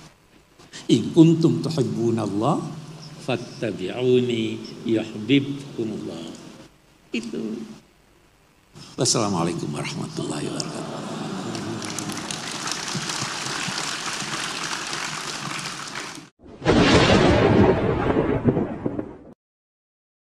Bapak dan Ibu sekalian, tadi ada yang kita janjikan ya, ada sesi tanya jawab. Tapi sebelum tanya jawab langsung, kita juga menghargai pertanyaan-pertanyaan yang masuk lebih dahulu. Jadi panitia sudah menghimpun dan menyensor beberapa pertanyaan karena banyak sekali, ratusan pertanyaan yang masuk. Kami cuma membacakan beberapa pertanyaan yang kira-kira mewakili yang lainnya. Ini pertanyaan buat Gus Baha dan Pak Quraisy. Ini satu. Gus, para sahabat sangat menghormati Rasulullah. Tetapi Rasul sendiri melarang bentuk penghormatan yang berlebihan. Bagaimana cara memahami titik tengah penghormatan yang benar kepada Nabi? Dan dalam konteks ulama yang disebut sebagai warasatul anbiya, bagaimana memastikan penghormatan kita kepada kiai, guru, ustadz dan sebagainya tetap dalam koridor adab, tawadu yang tetap memakai nalar kritis, bukan berubah menjadi ketakutan, ketergantungan atau kepatuhan tanpa berpikir. Ini pertanyaan secara tertulis yang telah lebih dahulu masuk ke panitia.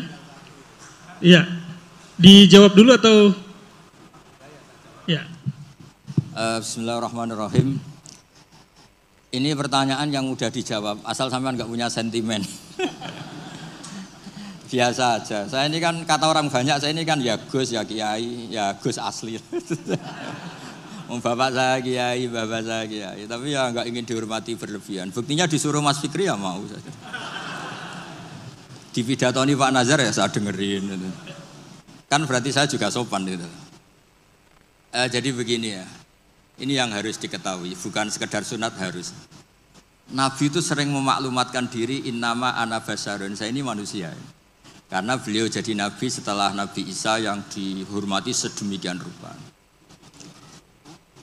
Ya, terus Nabi itu ya memperlihatkan kalau sering tersinggung. Misalnya ada orang yang nggak suka sama Said Abbas, pamannya, Nabi ya tersinggung. Kalau nggak suka keluarganya tersinggung.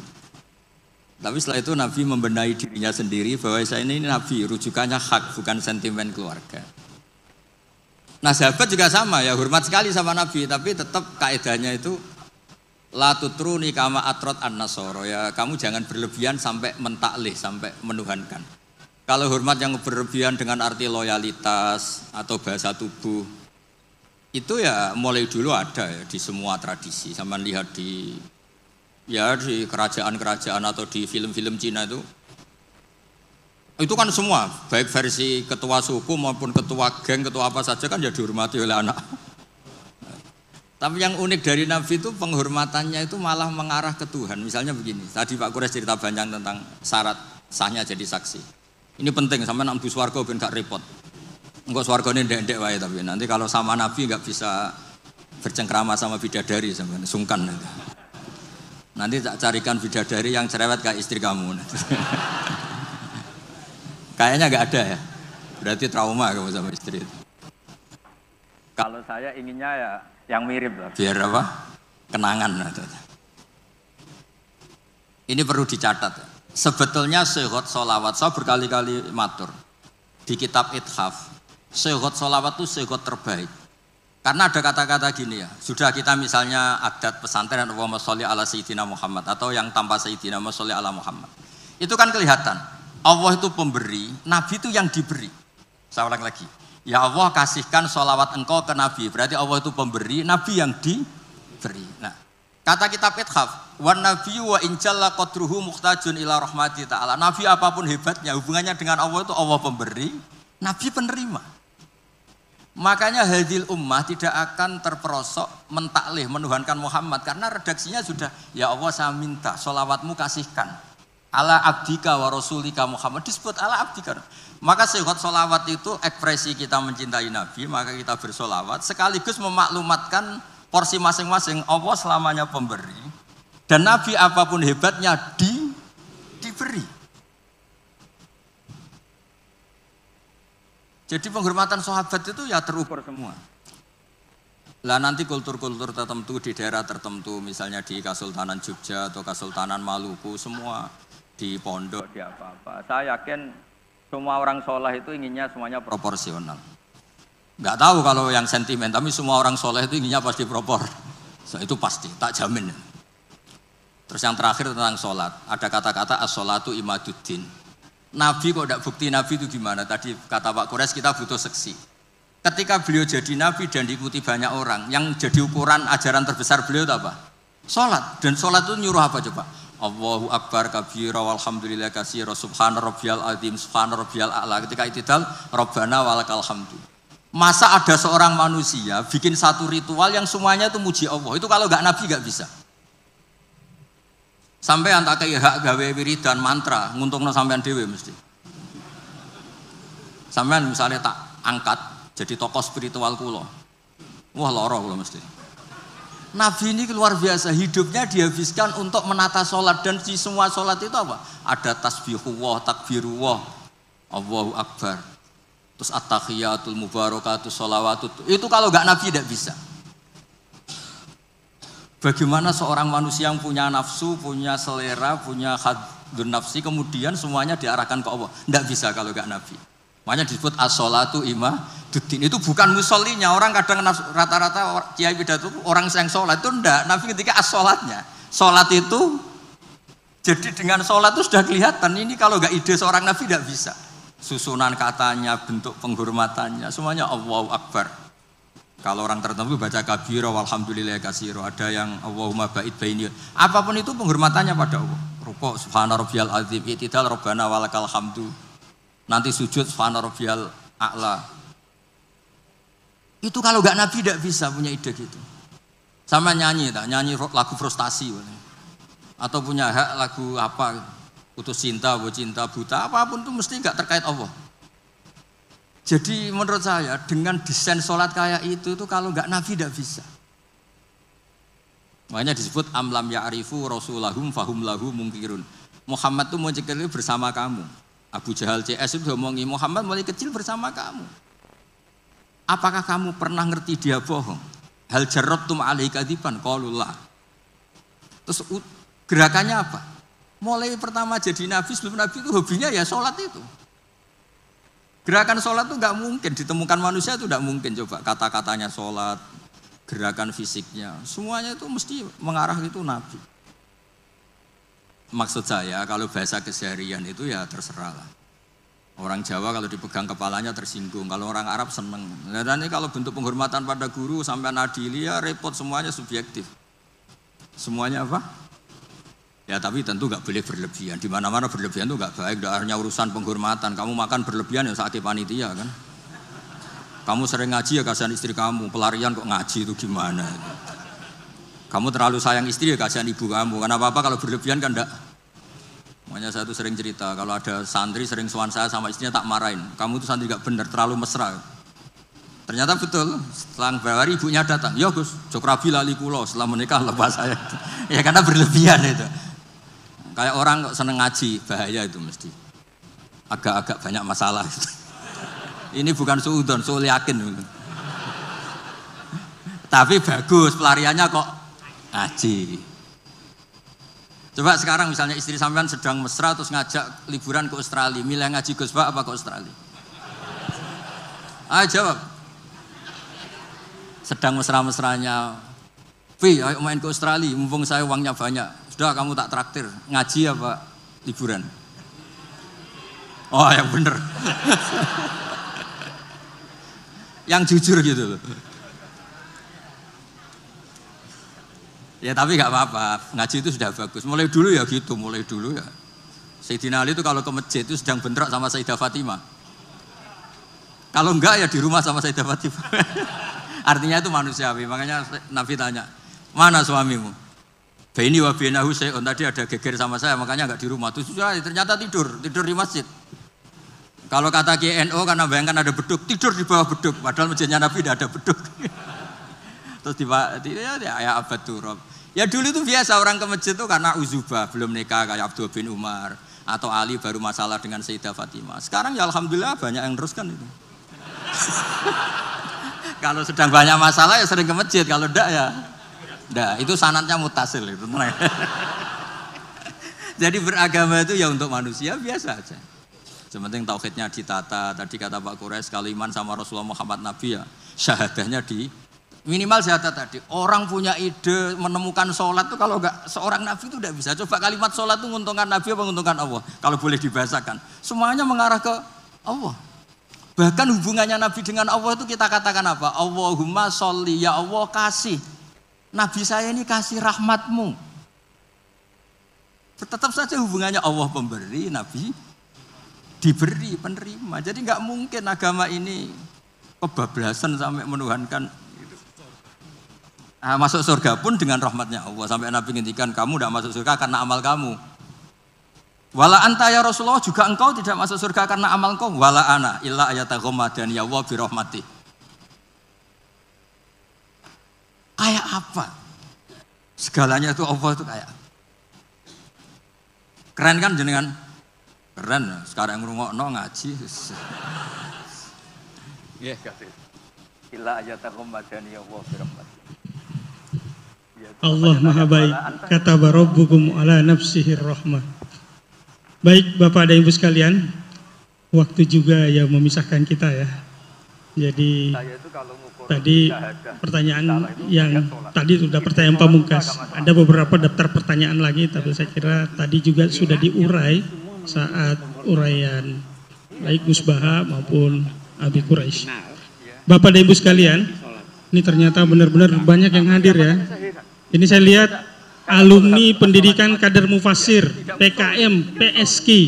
Ini sejak 2005, ini banyak juga ya. Ini ada juga beberapa yang masih kelihatan nih.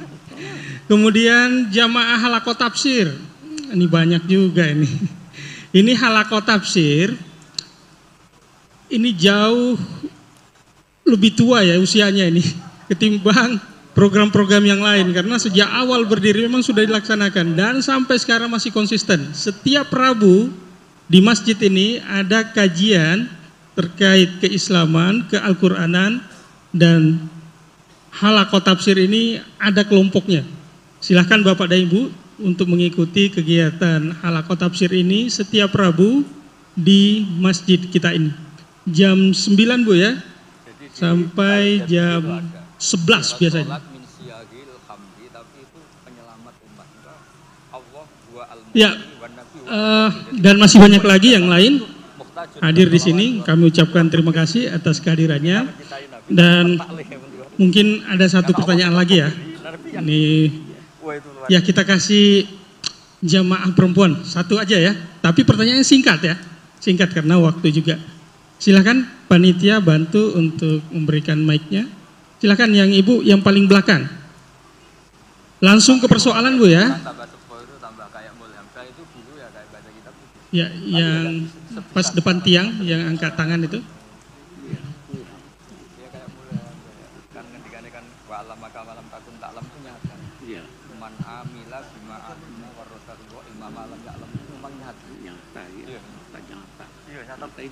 Silahkan Bu, dan sebutkan namanya, dari mana, dan singkat. Assalamualaikum, saya Ibu Wahyu dari Depok.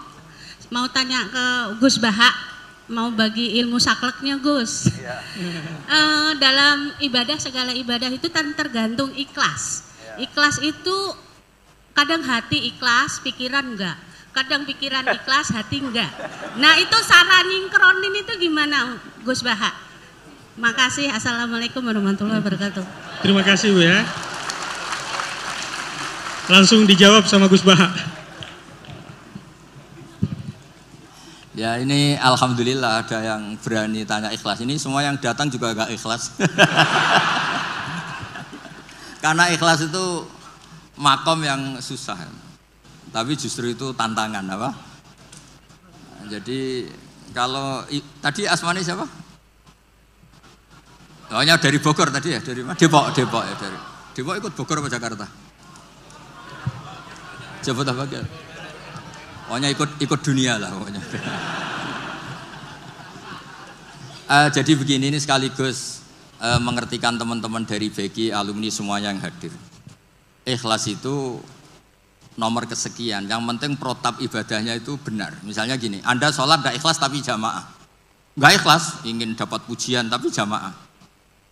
Itu di situ kan ada pengakuan kalau itu wajib. Jadi selalu ada kebaikan dalam kebaikan, meskipun tidak ideal. Misalnya Anda jamaah tidak ikhlas, tapi mengekspresikan diri sujud, mengekspresikan diri ruko itu sudah luar biasa. Makanya sebagian ayat ini Pak Kures sangat paham. Ada mukhlisin, ada mukhlasin. Sebetulnya ada harapan kalau Allah ingin menghendaki kita tidak ikhlas tapi dimukhlaskan, dimurnikan sama Allah. Karena berkahnya protap yang benar. Misalnya gini, saya sodako sama fakir miskin tidak ikhlas, ingin jadi DPR, kayaknya saya ada potongan tapi, atau ingin nyalon bupati, kan tidak ikhlas. Tapi berkahnya ini hal yang manfaat. Saya didoakan sama fakir miskin ini, karena tak kasih sesuatu yang manfaat. Jadi menurut saya, Anda jangan hanya ngaji ikhlas, juga ngaji pentingnya amal soleh itu pasti bermanfaat. Sama lagi pentingnya amal soleh itu pasti bermanfaat. Makanya di Quran tuh sering seorang nabi dipuji innahu min ibadinal mukhlasin, pakai isim maf'ul. Yang dimurnikan. Saya lagi mukhlasin tuh yang dimurnikan. Saya beri contoh tapi Pak jangan tiru, terutama yang muda-muda ini yang masih puber-puber bahaya itu kalau ditiru. Zulaikha itu cantik banget. Ya pinter goda, sudah cantik pinter goda Zulaikha ini. Yusuf itu ganteng, perjaka. Ya layak digoda, makanya sama niru susah karena ini butuh layak digoda. Nah ini dengerin betul ini betapa ikhlas itu nomor 2. Yang nomor 1 itu amal itu benar dulu. Sehingga digambarkan Quran walaqad hammat bi. Zulaikha ingin nikmati Yusuf, wa hamma biya Yusuf sebagai orang normal juga ingin nikmati Zulaikha. Tapi terusannya laula ar-ra'a burhana rabbi. Terus Allah ngendikan kadzalika linasrifa anhusu awal fakhsha. Ini campur tangan Allah itu nomor 1. Tapi saya kata Allah tetap gak ingin kekasih saya ini ada masalah. Lagi-lagi kita harus selalu berdoa supaya Allah yang menyelamatkan kita.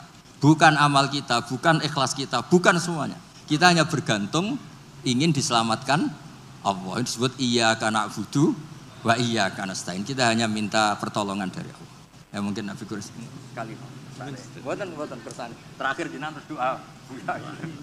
Monggo. Baik, ini satu lagi pertanyaan yang sudah masuk ya, yang ringkas dan sudah menghimpun semuanya.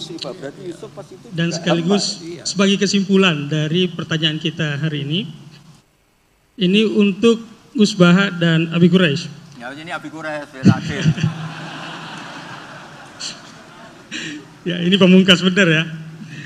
Bagaimana cara terbaik kita dalam meneladani Rasulullah zaman now, zaman sekarang?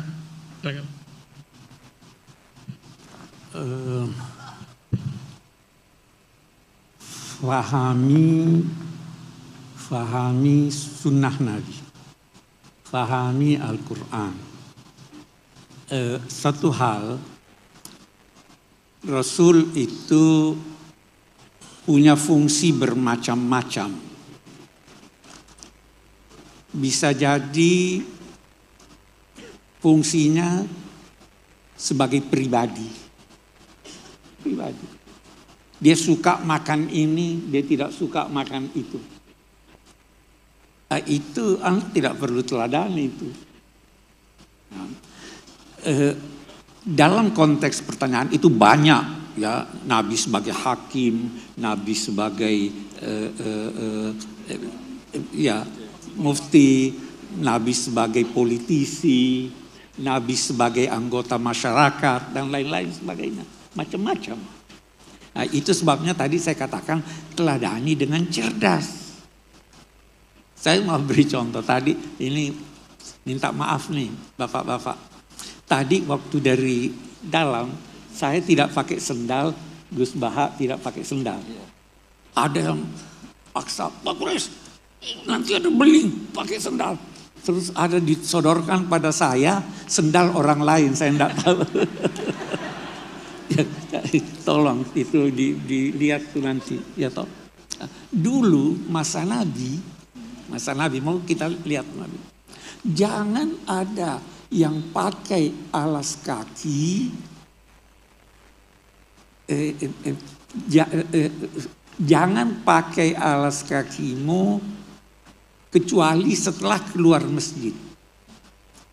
Kalau di dalam masjid atau pakai waktu mau keluar di ini.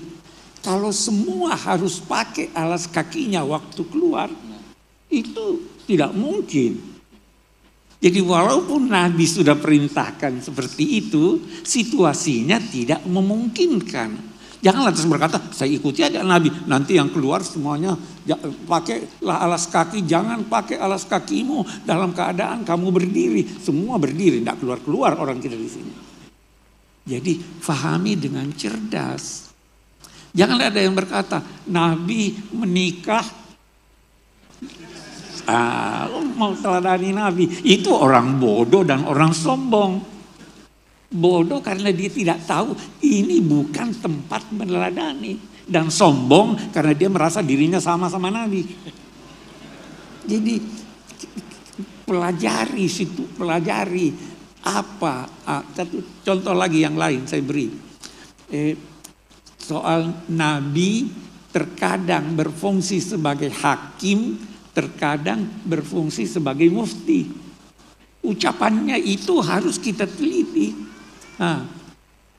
Saya sering beri contoh ini karena apalagi kalau ibu-ibu banyak. Ada suami kikir, datang istrinya pada Nabi Hind. Itu suami saya kikir, wahai Nabi, boleh enggak saya ambil duitnya tanpa izin? Bagaimana ini? Nabi jawab, ambillah asal wajar. Mencuri atau tidak itu? Persoalan yang dibahas, ini fatwa atau ini ketetapan hukum? Kalau fatwa hanya berlaku buat yang bersangkutan, yang bertanya. Kalau ketetapan hukum silahkan, pasti ambil aja asal jangan buat parfum dan sebagainya. Jadi itu cerdas itu namanya.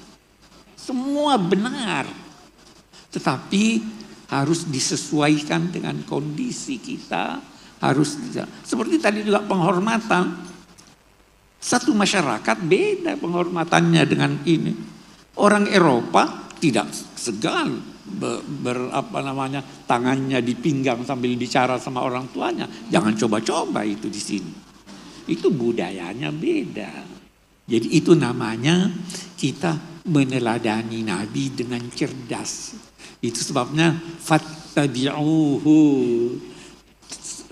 Pelajari, ikuti sesuai dengan kondisi masing-masing. Tadi itu soal pesantren, itu orang tidak ngerti pesantren itu yang berkata, saya di sini, ini untuk diketahui, saya di sini anak-anak pusat. Saya tidak mau kalau saya masuk ada yang berdiri. Saya bilang, bukan Indonesia Raya. Tidak perlu berdiri. Karena dia di Jakarta. Boleh jadi di tempat lain, saya dulu waktu di pesantren begitu. Itu situasinya seperti itu. Saya tidak mau orang nunduk-nunduk, tidak usah kalau di sini. Tapi kalau di tempat lain, jangan tidak mengerti budaya setempat. Dulu itu ada heboh waktu penandatanganan Bung Karno, Pak Harto menandatangani bantuan itu sambil begini. Itu dikritik orang. Karena dia tidak tahu budaya setempat. Pesantren itu ada budayanya. Universitas itu ada budayanya. Kita diperintahkan menegakkan ma'ruf, budaya positif. Jadi itu begitu meneladani Nabi ya. Jadi cerdas, harus cerdas. Oke deh, saya kira itu.